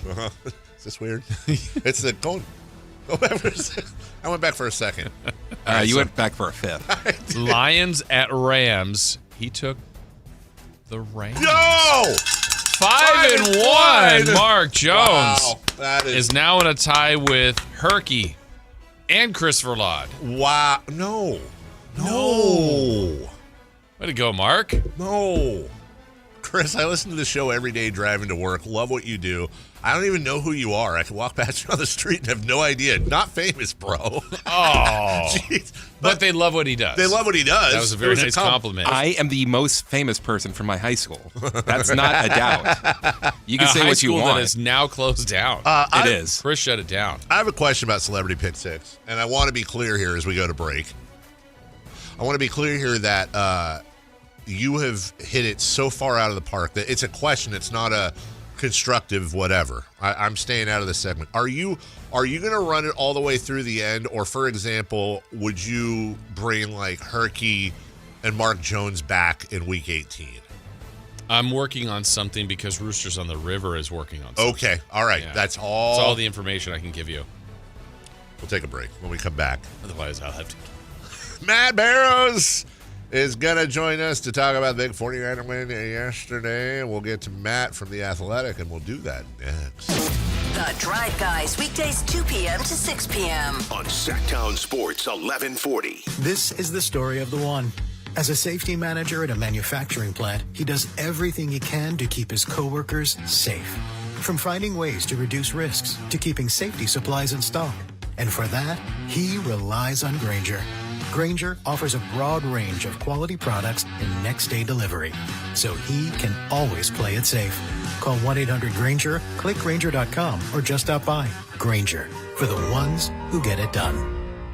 Call Maverick Electrical to claim your free furnace tune-up or electrical safety check with a donation. This month, donate 5 canned foods to Maverick Electric's Holiday Food Drive and get a free furnace tune-up or electrical safety check. They'll collect your cans at the appointment and make sure your heat stays comfy and your lights stay steady, so the only thing whistling is the kettle, not your ductwork. Visit callamaverick.com to schedule your free tune-up today. What will a Maverick do? 'Cause you're a Maverick too. Give to get with no gimmicks. Limited appointments, some restrictions apply. Just announced, Stockton Honda has been named #1 of California's best car dealers in 2025 by USA Today and Statista. This prestigious award is based on thousands of customer reviews and recommendations, ranking dealerships for service, value, and satisfaction. Out of hundreds evaluated, Stockton Honda is proud to be #1, recognized for all-around excellence and commitment to our customers. Visit Stockton Honda, where reputation meets the road. Anytime, anywhere, it's all here. Carmichael Dave here for American Energy Heating and Air. They're now upgrading what they do to include plumbing. They're bringing that same expertise and experience to the plumbing space. So they're no longer just heat and air. They're now your American Energy home pros. You hear me talk about them all the time as your second opinion partner. Now you can still get second opinions on any HVAC service or replacement. And now you can get a second opinion on any of your plumbing services. They'll come out to your house for free and give you that second opinion. And right now, they got a free furnace special with a full system installation up to $2,500 in rebates. All for a company that's been serving the greater Sacramento area since 1981. A+ Better Business Bureau. 916-520-9990. That's 916-520-9990 or AmericanEnergyAir.com. Jingle singers, take it away. Call 916-520-9990 now. I'm with Vince Bloom, the big deal guy at Folsom Lake Dodge. Vince! Actually, this time of year, you can call me the Holiday Big Deal Guy. The Holiday Big Deal Guy! Because during the wrap-up the year sales event at Folsom Lake Dodge, you can save over $18,000 net savings off MSRP on a new 2025 Ram 1500 Bighorn Crew Cab 4x4. I'll take it. And for a stocking stuffer, keys to a Jeep, a new 2025 Jeep Wrangler 4-door Sport S. Right now, I've got one for only $36,995. That's why they call you the Big Deal Guy! So over $18,000 off a Ram 1500 Bighorn Crew Cab and a Jeep Wrangler Sport for only $36,995. But you'll only find these big holiday deals at one place. That's right, only one place. At Folsom Lake Dodge! In the Folsom Auto Mall and online at FolsomLakeDodge.com. Ram includes 9873 dealer discount plus 8207 in national stackable and holiday bonus cash. Then SN 667196. Jeep includes 4250 dealer discount plus 12750 in bonus national retail loyalty and holiday cash. Must be current owner of FCA vehicle to qualify for loyalty bonus cash. Then SW 543907. See dealer details, expires 1/2/26. KHD1 Sacramento, KYMX HD3 Sacramento. From the Power Business Technology Toshiba Studios. Sacramento's official home of the 49ers. San Francisco! Sactown Sports 1140. The Carmichael Dave Show. He's on the microphone when he's not on the microphone. He's playing a song, and when he's not playing a song, he's on the microphone, and then boom! With Jason Ross. Go, He didn't. Yes, he did. Call or text at 916-339-1140. It's the Carmichael Dave Show with Jason Ross on Sactown Sports. Yep. Yeah. Get busy. Oh, Raider Ted's out for the Niner segment. Come on, Raider Ted. Well, we will spend, I'll tell you what, Ted, we will spend, instead of doing Niners talk, we will spend this entire segment talking about every Raider scoring play yesterday just for you. Joining us right now from The Athletic, the one, the only, that was over the top, Matt Barrows. Matt, good morning. How are you? Good. I got the joke. That was okay, fun. That was a good bit. Thank you. That was worth it. Yeah, it's good. Effort. I appreciate that. I guess we'll start with, there's a lot to talk about, but how about I'll just say this. I know this is a standard media question, but do we have an issue with Brock Purdy? Is his attitude getting out of control? Last week it was the Dougie. This week, he's haunting. I think the best part was he immediately was like, I'm so sorry. That was way out of line. But look at the big attitude on Brad over there, Matt. Yeah, I mean, he was definitely feeling himself. And I wonder whether that's, because he was moving really well. I mean, they couldn't get a hand on him. Scrambling around in the pocket. Didn't always result in a big play, but I just feel like he felt confident in this game. You could just see it in his body language, and I think the Cleveland game was kind of the step toward that. That was also a good game for him, and this one was even better. I think he completed something like 77% of his passes, had a 145 point something passer rating. It was a good game. So I feel like a frustrating season for him, and he's starting to feel like his, 2023, 2024 self. But yeah, he's got now he dances, now he taunts. He's probably going to get fined by the NFL. He's going to be one of those kind of notorious guys that you're Aziz Al-Shaair and Brock Purdy, the two kind of dirty players in the NFL. And we're talking with Matt Barrows from The Athletic, of course, brought to you by Stockton Honda. Matt, I think for a couple weeks now we've been talking about, based on injuries and different things, so for the defensive side, that if this team was going to do something special to get to the postseason and in the postseason, they were going to have to be really good offensively. And, I mean, to me yesterday, I know it's the Titans, but they look pretty sharp to me offensively. Is that how they're going to have to win most likely? With timely defense, but just kind of one of the elite offenses? Yeah, and I think even more to your question, even more than scoring points, is they had long drives. They dominated the time of possession. They kept the ball out of the Titans' hands, and even despite that, the Titans still ran the ball really well. I mean, Tony Pollard had 104 yards, over 7 yards a carry. His backup had over 11 yards a carry. The Titans were able to run the ball on the 49ers, and the only reason why that wasn't problematic is because the 49ers had more possessions and, like I said, just dominated the play clock and had a 31-10 lead at the end of the third quarter. Will they be able to have sort of that, be able to bully offensively other teams, the Colts, the Bears, the Seahawks, whoever they play in the playoffs like that? I don't know, but the defense was not great yesterday. They were missing, a starter in Jordan Elliott, a defensive tackle. He sort of goes underappreciated, but he's a cog there, and they don't really have a great replacement for him in the starting lineup. So that's something to look at moving forward. We still don't know when Tatum Bethune and Yetur Gross-Matos are back, probably against the Colts, but until that happens, it's still a question mark. And then Sam Mukwano is also coming back. Now, of course, none of these guys, if I had said that they might be playing without Sam Mukwano and Tatum Bethune, when the season began, nobody would have freaked out. But now all of a sudden, these are important players to have just to be merely good on defense. I don't know if this defense can ever be great, but it's a to me, it's their it's their most obvious and perhaps fatal flaw moving forward into the playoffs.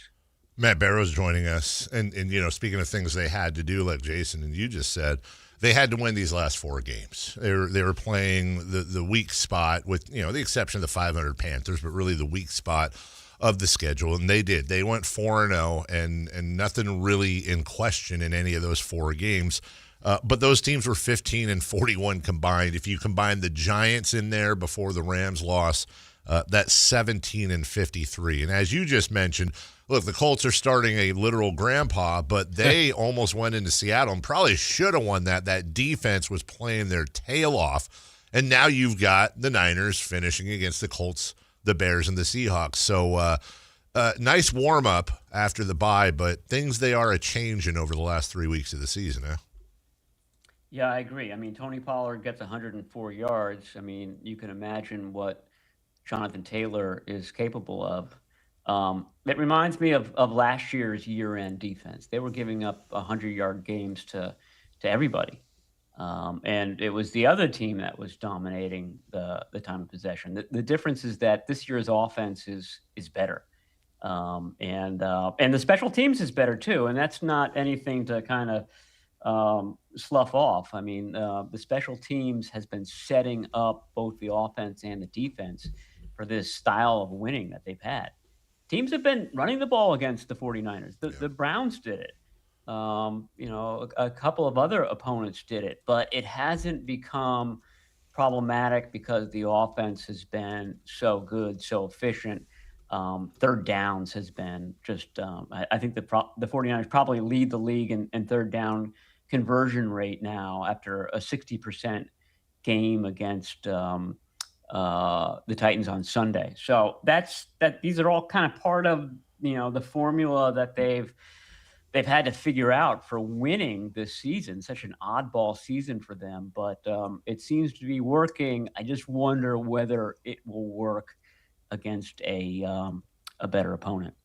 I'm thinking about where they are, and these 4 wins, Matt, has put them in a good position. They certainly haven't locked it up yet, and where they are, they can still miss.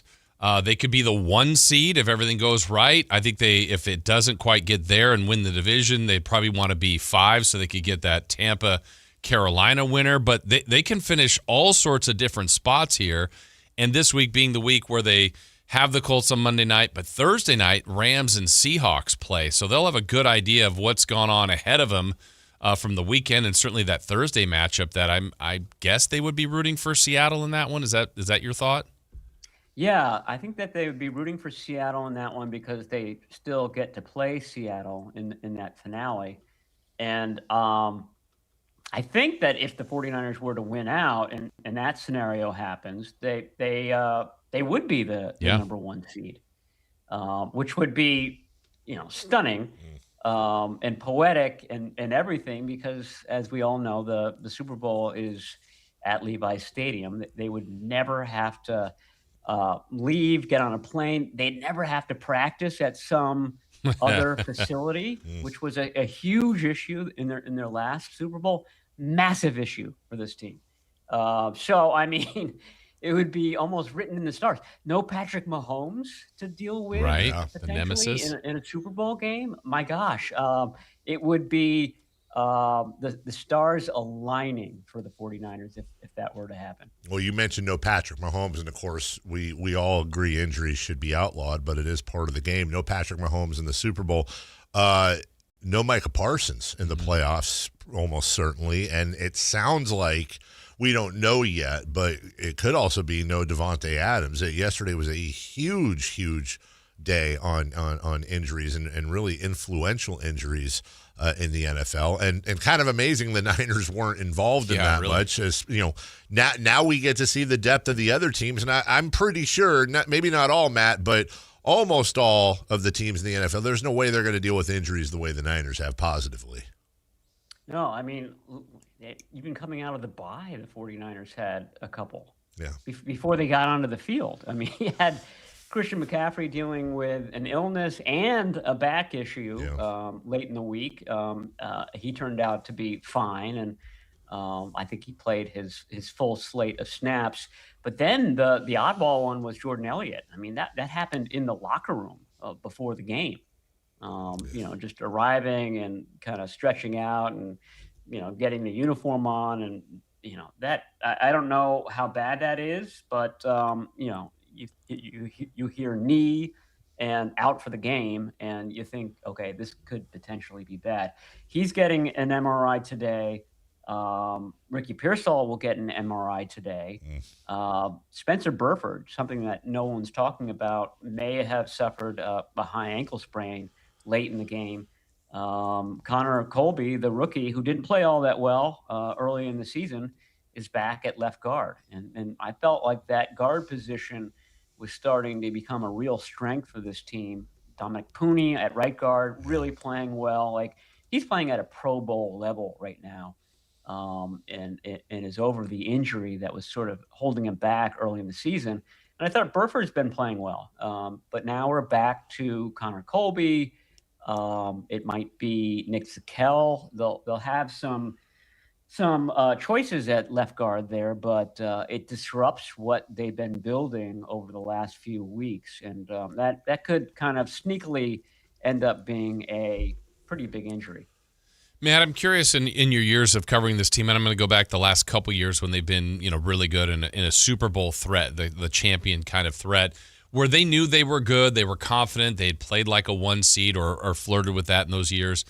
Compared to this year where, and I'll even go back to, remember the year where they lost in the conference championship to Philadelphia and Brock Purdy got hurt, and they spent the whole rest of that offseason saying, well, we would have beat them if we were healthy, and then they played them the next year and just smashed them. So they had that kind of confidence. Where's this group's confidence in how they've kind of navigated their way through these injuries and what they really think they're capable of doing? It's building. I mean, going back to our first topic, you saw it in the quarterback's body language. There's a confidence there. All of these guys, Brock Purdy, George Kittle, Ricky Pearsall, they come back to these games, but they're not themselves quite yet. I mean, George Kittle had no catches in his first game back, and now he, looks like the George Kittle from previous years. Ricky Pearsall had 20 receiving yards in the previous 3 games combined, and he goes for 96 last night. Even Eddie Pinheiro, who'd had a couple of games off, didn't look like Eddie Pinheiro yesterday, although he made all of his kicks, technically. He did miss one he got saved by a penalty. My point is that it takes these guys a little bit of time to sort of find their swagger again, but the primaries who have come back have that swagger now. Pearsall has it, Kittle has it, Purdy has it. And we'll have to wait and see on Tatum Bethune. We'll have to wait and see possibly about Fred Warner. I guarantee you, as we get into Christmas time, we're going to start asking that question more and more. Can Fred Warner come back for the playoffs? Is it realistic? And I think at some point, if they win one game, I think that's a legitimate question to be asking. Matt Barrows joining us. When you look at how they've managed to get through these injuries and have the record they do, there's a lot of things you can point to, strength of schedule, this, that, whatever, but we see every week teams. We saw Carolina, for example, losing to New Orleans yesterday after the Bucs collapsed. We've seen it all over the place. One thing I look at, Matt, is 49ers quarterbacks this year. We'll call it a mock Jurdy. Because the thing is, Mac Jones still has more yards, he's played in 4 more games than Brock, but combined, they've completed almost 70% of their passes for 3,600 yards, 25 touchdowns, and just 13 interceptions. That's insane when you consider that Mac Jones has played in more games than your starter.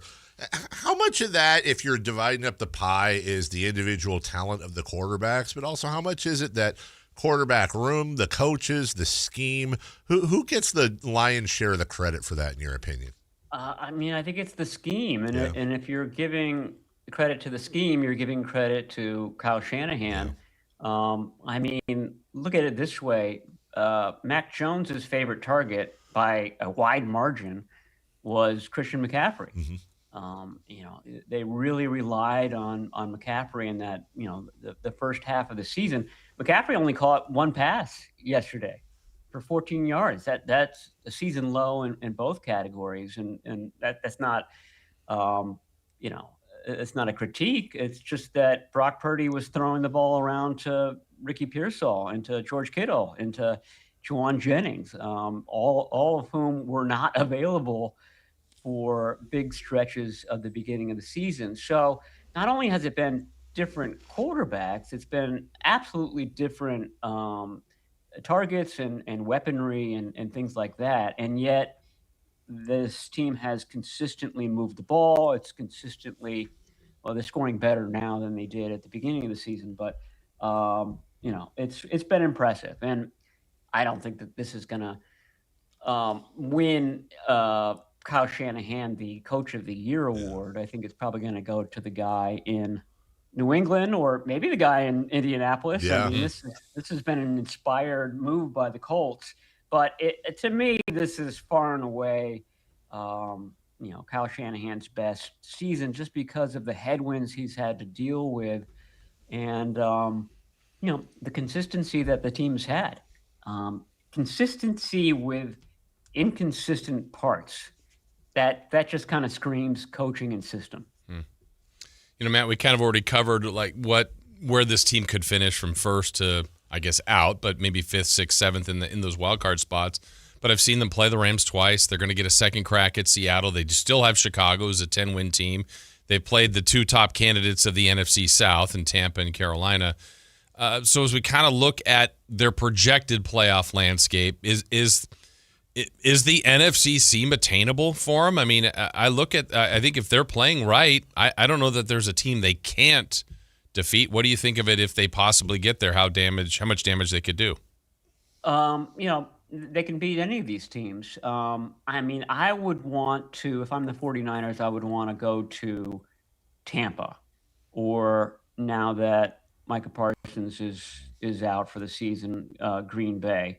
I know that the Eagles are flawed, but the Eagles run the ball, and the Eagles have a great offensive line. I mean, I feel like the Eagles could, really dominate the time of possession and sort of, work against the 49ers' strength, which is, having the ball in the 49ers' hands. So that's the team that I would probably want to avoid the most. I think that the Rams are probably the best team of that group.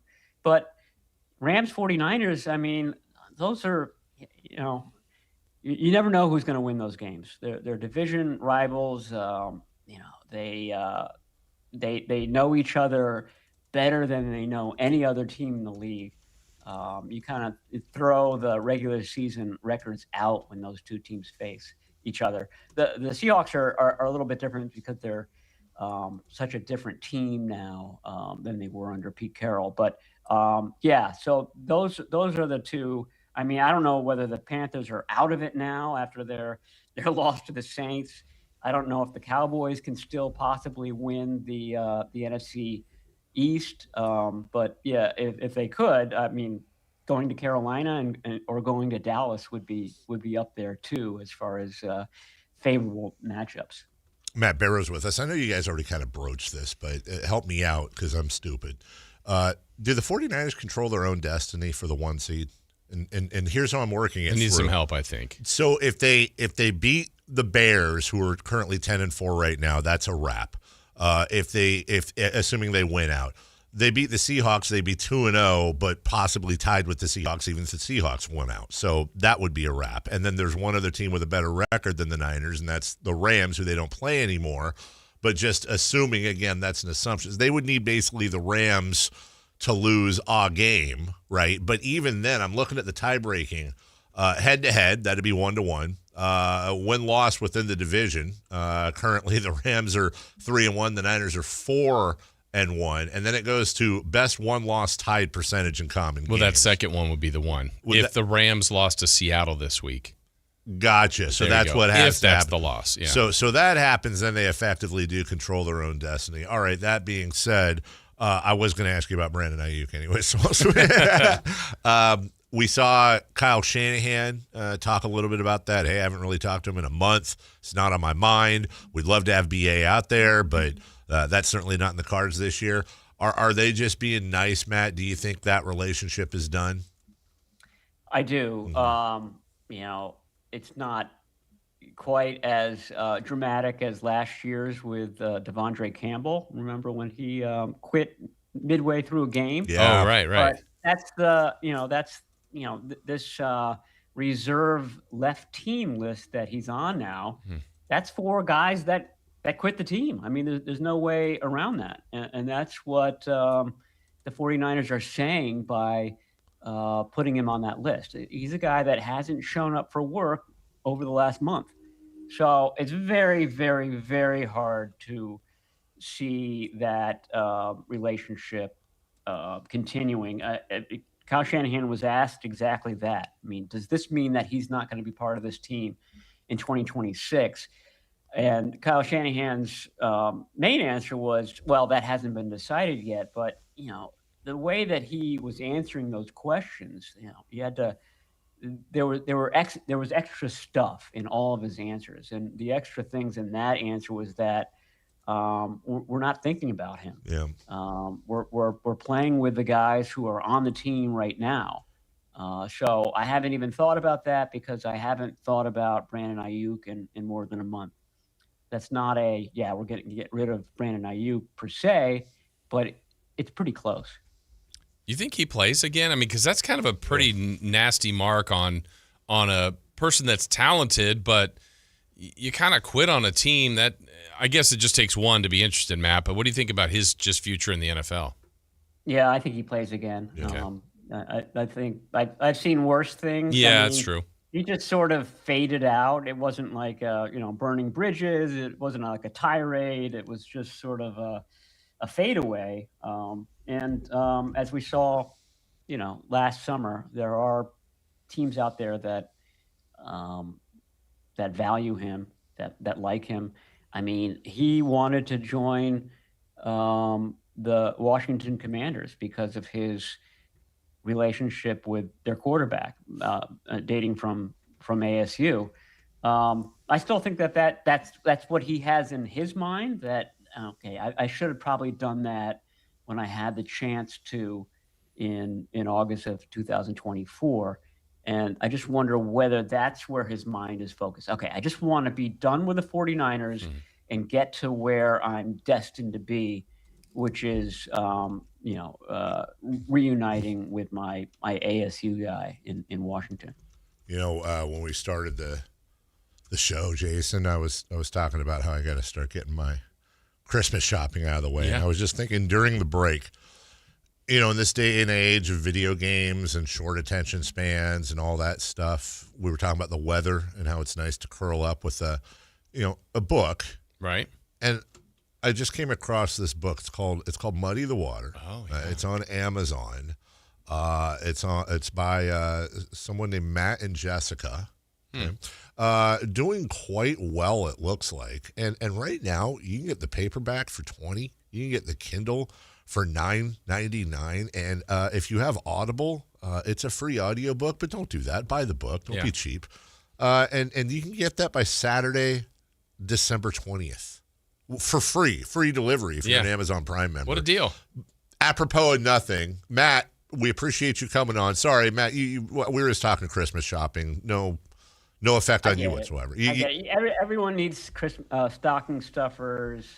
They need to better their mind. Yeah. Relax. Yes. Yeah. You know the drill. You gotta buy. By the way, can I ask you? By the way, is it like you can give your own book as a Christmas present, right? Is that a thing? I don't know. I've never been an author. Matt, can you do it? Yeah, Matt. Fill us in on that. I'm not giving it to anyone. I don't think. A signed copy has a little extra panache. Like if I become world famous, like if I were to suffocate or choke to death on a podcast, I feel like not only would the podcast shoots right up, go through the roof in popularity, but probably my novel would as well. So it's basically a win-win in a lot of ways. Don't get any ideas. You know, they've gone to great lengths at different hotels in France where J.K. Rowling, the Harry Potter author, she would rent a room to finish her really nice room to finish her Harry Potter books, right? And then she would finish it and she would sign and date like a pillar or something in there. And now they've been like laminated and they're can see the same thing. Absolutely see the same thing. Matt, we're behind you 100%, just so you know. But hey, if you guys want to get me a room on at the Motel 6 on Jaboom Street, good knowledge. Oh, it's really good. We haven't had a Jaboom Street mentioned in a while. When I drove out from South Carolina, which is where this book takes place, to Sacramento for my first week of work at the Sacramento Bee back in 1999. Yeah. I got the cheapest hotels were on Jaboom Street, and that's where I lived for like the first week. And boy, did I see some stuff. I bet you did. I'll bet. You know what? Including the Jaboom Street Bridge. Also, which is a place people like to go. Yes, they do. From out of town. Matt, you're the best. Thank you. And onward and upward. We'll talk to you hopefully after another big win next week. Sounds good. Talk to you then, guys. Thanks. All right, thank you. It's Matt Barrows of The Athletic. We'll take a break. When we come back, what's on deck? Brought to you by Trex Decking and Railing. We also have a 3 in the key to recap from the Kings and Timber Pups last night. We'll do all that right after this. On the move? Got somewhere to be? Take Sacramento Kings basketball with you. The Sactown Sports app will let you stay connected to your passion. Never miss a moment of Sacramento Kings basketball with the Sactown Sports app. Sacramento weather is brought to you by Fidium Fiber. I'm Tamara Berg in the KCRA 3 Weather Center. It is Monday, going out into the fog across the Central Valley. A cool beginning to the day with some areas of drops in visibility during the morning commute. Getting into the afternoon, a lot of cloud cover today, some hints of sun, and temperatures in the low to mid-50s. Get the latest forecast on the KCRA 3 News and the KCRA 3 app. It's about time they fixed that pothole. Invented better windshield wipers. Made an internet that just works. Fidium Fiber Internet, starting at only $30 a month. It feels like Fidium. Offer available to residential customers only. Terms and conditions apply. See Fidium.com for details. From holiday hosting to unforgettable gifts, Omaha Steaks delivers the world's best steak experience. And now, during their Sizzle All the Way sale, you can get 50% off site-wide at omahasteaks.com. Plus, our listeners get an extra $35 off with promo code SKY at checkout. I was lucky enough to receive Omaha Steaks as a gift, and it was everything I had hoped for. Items were individually packaged so I could cook for the entire family. Or if I was the only one home, I would treat myself with a delicious steak, sides, and even dessert. I loved those nights by myself. Right now is the perfect time to save on delicious gifts and holiday hosting favorites. Every steak is perfectly aged to maximize tenderness and hand-cut by master butchers in America's heartland. It's holiday magic made easy. Save big on gourmet gifts and more holiday favorites with Omaha Steaks. Visit omahasteaks.com for 50% off site-wide during their Sizzle All the Way sale. And for an extra $35 off, use promo code SKY at checkout. Terms apply. See site for details. That's omahasteaks.com, code SKY. $5,000. That's the average amount of money people in the U.S. are now spending on gas in a year. $5,000. That's crazy. If you drive, you have to download Upside, the free app that gives you cash back every time you get gas. That's right. You can earn real cash back with Upside just by buying the gas you're already buying. You can literally start earning cash back today. I use Upside every time I fill up, and I've already made around $300. You're putting gas in your car anyway. Why not get real cash back? If you like free money, download Upside. I'm saving the cash I earn from using Upside to help pay for a vacation later this year. Download the free Upside app now to earn cash back every time you buy gas. Use promo code POWER to get an extra 25 cents per gallon on your first tank. You can cash out anytime right to your bank, PayPal, or a gift card for Amazon and other brands. Just download the free Upside app and use promo code POWER for a 25 cents per gallon bonus on your first tank. That's code POWER for a 25 cents per gallon bonus. It's a classic odor tale. You fried fish for dinner, cleaned up, but the smell is still in the house. And the neighbors are coming over for game night. They're on their way. And then you spray Febreze Air Mist. Febreze Air starts working instantly to fight even your toughest odors, so you go from fish to fresh like that. Now all you have to worry about is Pam cheating at charades. Breathe happy, Febreze. Hi, I'm Chef Franklin Becker. You know the jingle. Now discover the facts about Ozempic, a GLP-1. There's only one FDA-approved Ozempic made by Novo Nordisk. Learn about the real thing. Talk to your healthcare professional today. Call 1-833-OZEMPIC or visit Ozempic.com to view the medication guide and to learn more about Ozempic. Semaglutide injection 0.5, 1, and 2 milligrams.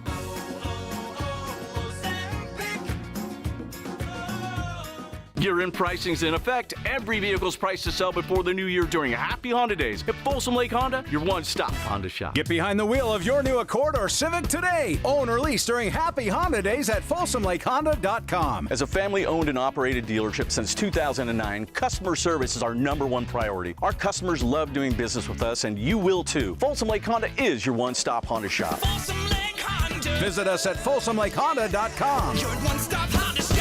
Hey, it's Carmichael Dave, and Timber Creek Golf Course want to let you know is your official holiday golf headquarters. Right now, they've got an unreal deal going. Buy 2, get 1 free. These are 12 packs of Srixon golf balls. Srixon has been turning heads all year. I've been using these balls. And, yeah, for the record, my pseudo hole-in-one back in September came off a Srixon tee shot, and people aren't letting me forget it, that's for sure. Listen, these balls will not make you a scratch golfer, but for somebody like me, it makes the ball go more in the direction I want it to go in, and that means quite a bit. So whether you're shopping for the golfer in your life or, let's be honest, you're buying for yourself, hey, stock up now. When you're at Timber Creek, grab a gift certificate for lessons to dial in your game for next season. Whether you're fixing a slice or adding distance, improvement doesn't stop for winter. You got your holiday shopping solved. Srixon, buy 2, get 1 free at Timber Creek Golf Course. Tell them Carmichael Dave sent you.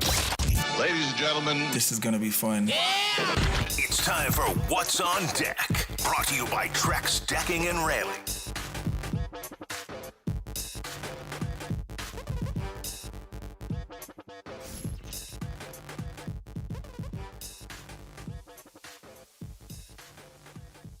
Well, actually, that's a fun game. It was fun. It's fun what we can do with things to make a game out of it. Would you have like what is that? Ping pong, wiffle ball, golf, wiffle ball, a wiffle ball. Nick wiffle in the game of wiffle. Yeah. Yeah. I see the pregame Steph Curry shot. Yeah. Remember Men in Black, and like one of the things in that movie. I didn't. The red pen and they were they talked about how like there's aliens amongst us, people that are not from this world. Okay.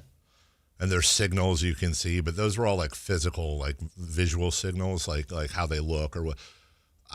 If it came out one day that Steph Curry is actually an alien, I'd be like, oh my God, for real? Like, but I wouldn't be incredibly shocked. Like somebody. You wouldn't be. Well, here's why. First off, that's insane.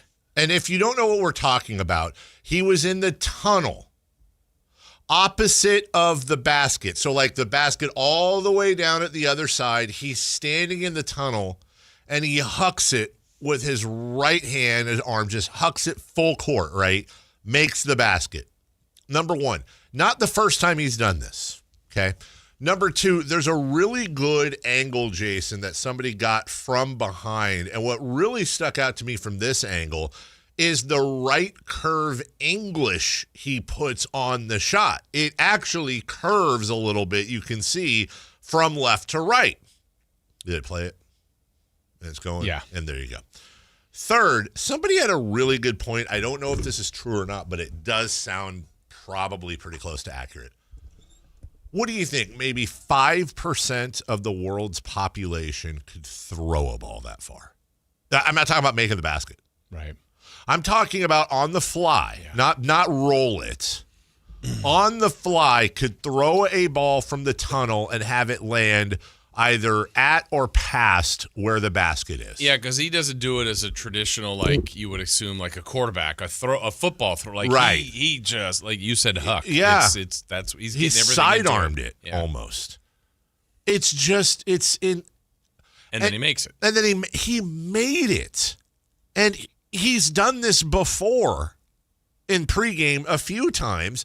I get it's skill. I know. And he does it all the time. He shoots constantly. Blah, blah, blah. But, like, at some point you go, I saw this argument, and it was somebody was trying to make a case that Steph Curry, and when it all is said and done, is better than Kobe Bryant was. And like my first reaction was LOL. Just LOL. Like, come on, dude. Steph's great. But this person's argument was Kobe Bryant followed a blueprint that was laid out by Michael Jordan really, really well. Steph Curry completely changed the game, and they both won their championships. And, man, that's a really – no disrespect to Kobe, rest in peace. It's more about respect to Steph Curry that there's no real comparison to him. Like he arguably – I mean, if I were to say to you, Jason, most influential on the floor, influential players – of the last 40 years, how low are you putting Steph as far as play? Like, I think a guy like Jason Williams, right? Had Jason Williams, Sacramento Kings, Jason Williams come in the league, and then, like, now that's like the norm where, like, everyone's doing insane, crazy passes. But Jason was so unique, nobody else is doing that. And yeah, you'll have the occasional cool pass, but Jason made it every game. He was must-see TV. I don't know who is another point guard that can compare to Steph that has revolutionized the game, that has changed the three-point line into the weapon that it is now. Everybody's trying to be Steph Curry. There are arguments that Steph Curry is actually really bad for the youth game because everybody wants to be Steph now and is hucking it from, the logo. It's twice I've said hucking it. I don't know, man. Shout out. If only we could have drafted him. They didn't have the chance, though. Right, yeah. No, they didn't. Yeah. Would it be... I guess easier, and think about how I'm saying this, easier to replicate Steph than it is to replicate Kobe?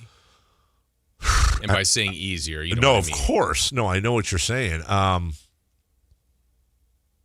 That's a great question. I think it is. You think it's easier to replicate Steph? Well, I know the spirit of what you. Neither of them are easy, and they're 1 in a billion, if not 1 in 5 billion. I get that.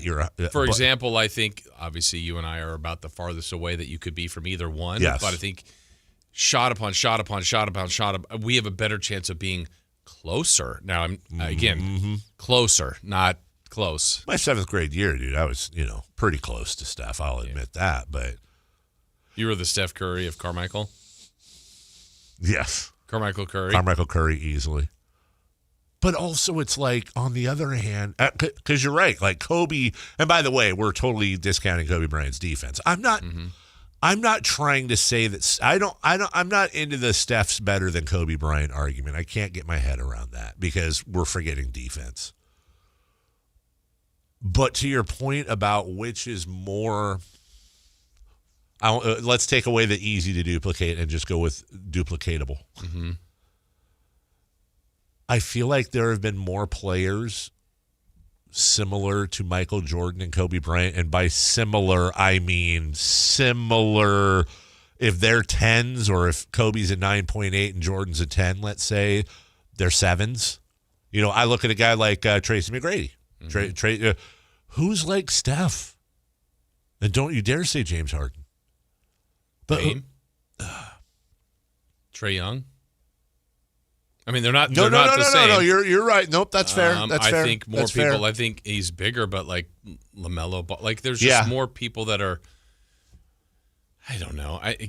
Nobody. But I think we're going to see. I think 10 years from now, this will be a better argument. Mm-hmm. I think we'll see more people duplicating or trying to duplicate Steph Curry than we will the Jordan Kobe mode because kids right now are coming into the league. This is what they grew up with. You've got kids now that are like, I watched Kobe on TV, but I grew up wanting to be Steph. Mm-hmm. That was the guy that played with me. I watch old film of Kobe Bryant.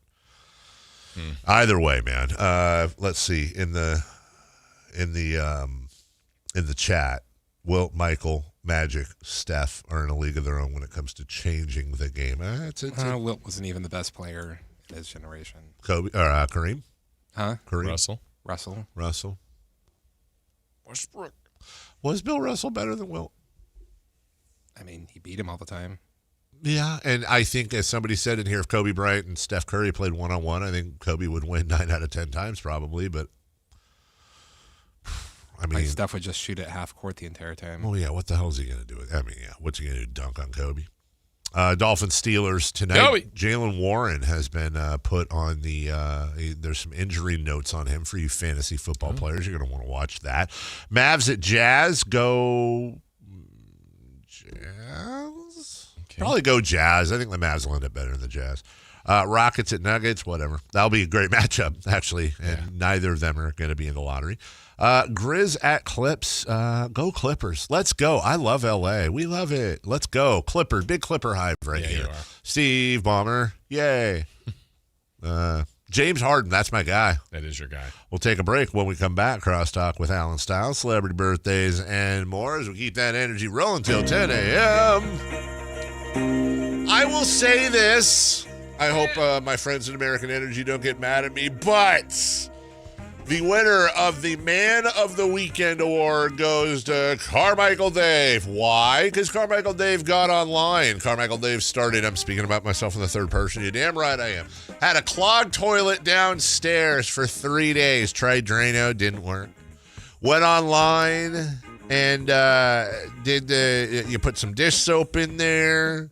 Then I tried the vinegar and baking soda. And then I read this one thing that said, most people, or many people have a plunger that they think is for their toilet, but it's actually for their sink. And the way you can tell is the end of it should be a cone. And I watched a YouTube video on how to plunge. And I went out and I got a toilet plunger because sure enough, I had the sink plunger. 5 minutes later, a bunch of plunging and unfortunate splashing, and I had a clean toilet, a cleared toilet. Yes, that's right, but guess what? That was lucky.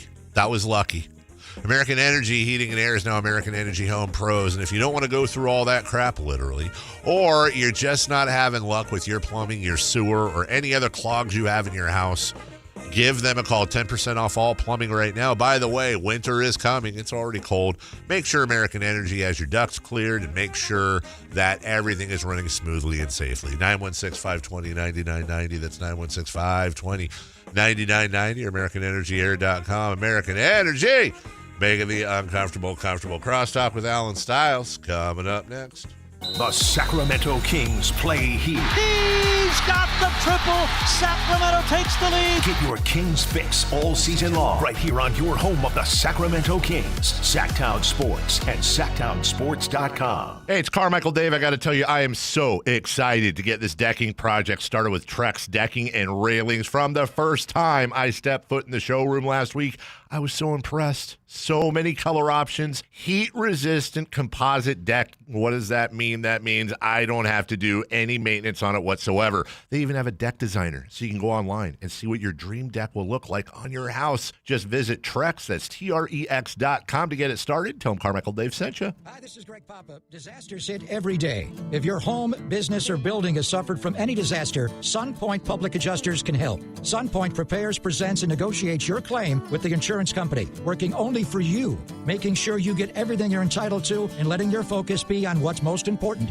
your family or your business. Call SunPoint today at 888-247-7865 or contact us at sunpoint.us. SunPoint Public Adjusters, the gold standard in public adjusting. License number 2N14884. What's up? We're talking to Chad Hoblet of Hoblet Dodge, Chrysler, Jeep, Ram, and Woodland. Chad, what's going on for Hoblet's Wrap the Year Up sales event? Get the best kind of gift, the kind that saves you money. Right now, save up to $13,500 off MSRP on the new 2026 heavy-duty Ram 25 and 3500s. And a little extra Christmas treat, no payments for 90 days. Did you just say $13,500 off MSRP and no payments for 90 days on new 2026 Ram heavy duties? Yep, 2026 is what I said, with some starting as low as $47,599. Plus, we have the best selection in Northern California, with over 400 new Ram trucks available and hundreds more on the way. Search, select, and save through their whole inventory at HobletDodge.com. Unbeatable prices, unbeatable selection. Nobody beats Hoblet, period.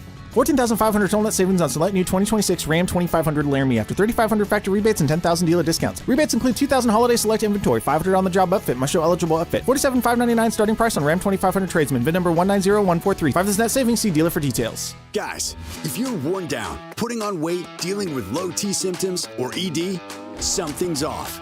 Ignoring symptoms doesn't fix the real issue. For a limited time, Revive Men's Health Sacramento is offering free full diagnostic panels, a $400 value. It checks testosterone, blood sugar, cholesterol, kidney, liver, thyroid, and heart health. The key areas that reveal what's driving low T, ED, and more. Plus, qualified patients get up to 25% off select treatments now through year end. This gives you a clear answer on what's off and the steps to improve it. Over 120,000 patients have trusted Revive since 2011 because the results are real. Claim your free full diagnostic panel today. Call 916-619-3000. That's 916-619-3000. Or visit ReviveMen'sHealth.com. Never have I ever called my sister from the finish line of my first marathon. Hello? You won't believe where I am. Are you running? Mile 26. I'm gonna make it. Switch to T-Mobile's 55 Plus plan and get iPhone 16e with its advanced camera system on us. Plus, 2 lines for just $30 a line. Guys, I can't believe it. I knew you could do it, babe. That was amazing. Mom, how do you feel? I feel great. I can't feel my feet. Let's take a picture, and then you may carry me to the car. Share every stride, every mile, every memory on America's best network. Switch to T-Mobile's 55 Plus plan and get iPhone 16e on us and 2 lines for just $30 a line. With 24 monthly bill credits and 2 eligible port-ins on Essentials 55 Plus for well-qualified customers with autopay plus taxes, fees, and $35 device connection charge. Credits end and balance due if you pay off early or cancel. Contact us. Finance agreement 128 gigabytes, $599.99 required. Best mobile network in the U.S. based on analysis by Ookla of Speed Test Intelligence Data 1H 2025. Visit T-Mobile.com. It's time for the news of the day. The latest headlines, the biggest stories, hard-hitting analysis. Yeah, this is none of those things. And now, here's Carmichael Dave and Jason Ross.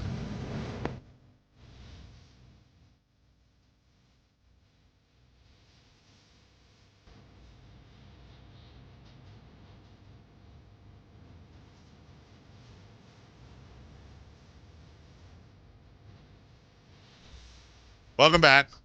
We're having an off-air conversation. Sorry, argument with Chris, and we can't bring it on the air. It's about Bonneville stuff. But we got an email, and he's claiming in this email that there's something specific that Jason and I can't find. Where is it? Where is it in this email? What? Hey. What? I heard sales talking about it on the way in, he's but gonna point it out. He's gonna point it out. Oh, what? Yeah. What? Christopher wrong? Oh, hold on. Let's get Chris back to the mic now. I bet you got a management only one. Oh, maybe it's for much. Yeah, let's see. Because he's bringing in his phone now for proof. Which is fine. If he says it's not in our email. Let's see. Yeah,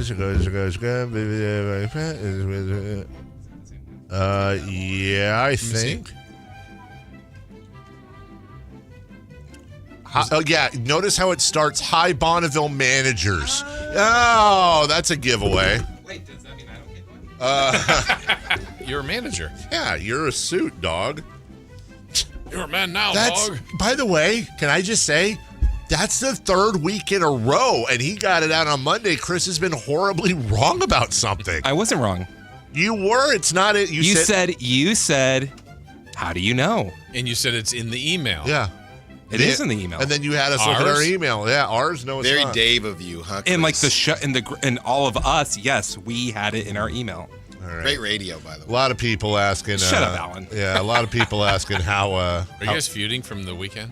Oh, sorry. Yeah. How'd that He's go mad there? at me because I didn't stop the Grinch from grabbing him. I know. I didn't know. Do you want to point to where the honest? Did you? Okay, so no, I'll from show the Grinch? you. I put it on my Instagram, but basically this is what happened. Oh, the River Cats pulled up, right? River Cats and Dinger. Okay, the Cat Crew and Dinger. Man, they love Alan. Oh my God. So Dinger is hugging me, right? I didn't even know who was in front of them.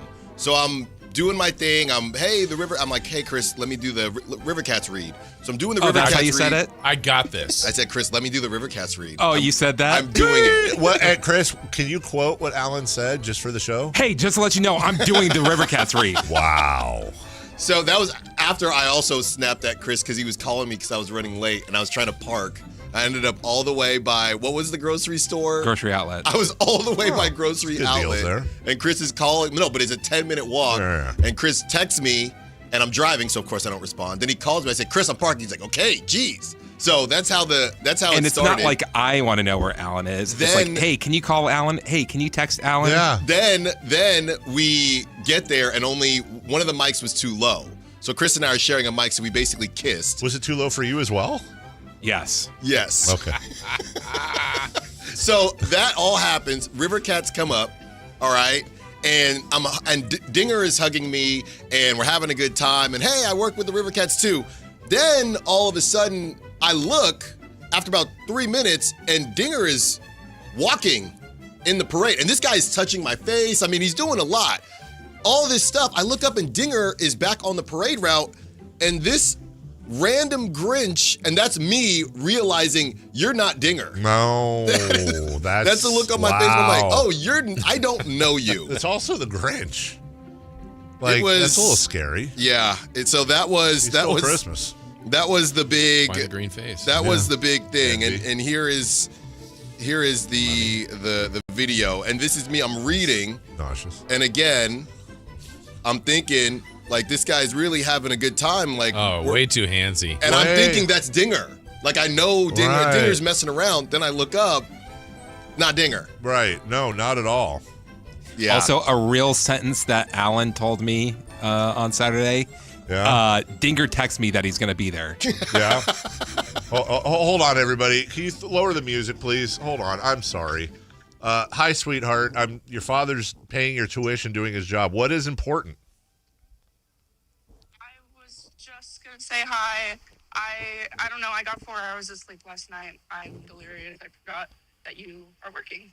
Okay. Everything else okay, though? Yeah, I'm going to go drop off my project for my final. All right. Chris would like. That's why I am awake. Okay. Chris Verlaud would like to know before we let you go your thoughts on Los Angeles. His thoughts on Los Angeles. It kind of sucks and it's dirty, but it's full of life and full of culture. And I just realized my daughter's had like 4 hours of sleep, and I don't want to put her in a spot where she's going to, say something stupid, which.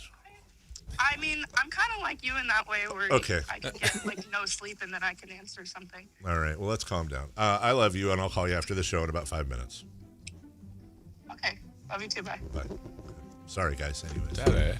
Daddy. I need you to talk to me now. It's finals week. Sorry about you being touched by the Grinch. Yeah. That's, it was Isn't that a movie? That's Touched by the Grinch? Yeah. Blockbuster. It's a Hallmark movie. Yeah, it is. You know, a little touch of the Grinch. Everything went well, though. I heard a lot of really good things. You both pulled it off yet again in your second, soon-to-be third annual Christmas. That's right. Yeah. I guarantee you, next year, Yeah. Alan and I are going to kill it again. Yeah. Good. Yeah. Well, let's remember that I'm not even going to ask you guys if you want to do it next year. I hope How you about don't. how about the Can we get Alan the Parkin? bacon wrap glizzies? Who is eating that? Please call them hot dogs, please. Please call them hot dogs. And there are a lot out there. And I would eat one. I think Kyle said he was going to eat 2. This is 9 in the believe that. morning. 9 in the morning, bacon wrap glizzies. I wish Yeah, my stomach hot could dogs. do it. But Hey, Kyle's a throw a young couple man. eggs on there. It's fine. Celebrity birthdays true. are brought to you by Crumble Cookies. Hey, are you eating a bacon wrapped glizzy? Why not wash it down with a crumble cookie? I'd die. Crumble cookie. Yum, yum, yum, yum, yum. Back to you. All right, on this date, December 15th, in what year did the movie Jumanji come out? The first Jumanji. Oh. See, I never know. Wow. It wasn't a Christian Manji or a Catholic Manji. I don't understand. 1996. Thanks, Kyle. I don't know why I'm going here, but I'm going to say 94. 95. We have a correct answer. Goes to Christopher Ladd. Split the difference, 1995. How about the movie Dude, Where's My Car? Oh, no more in then. No in then. Dude, Where's My Car? That was 2001. That was actually 2000. 99. We have a correct answer. It goes to Carmichael Dave, 2000. How about $1 Million Baby? Baby! Not a comedy. Dude. I want to be a boxer, Daddy.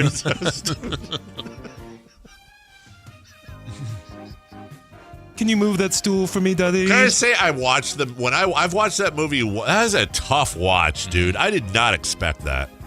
$1 Million Baby is 90. Can you use that pillow, Daddy? 97.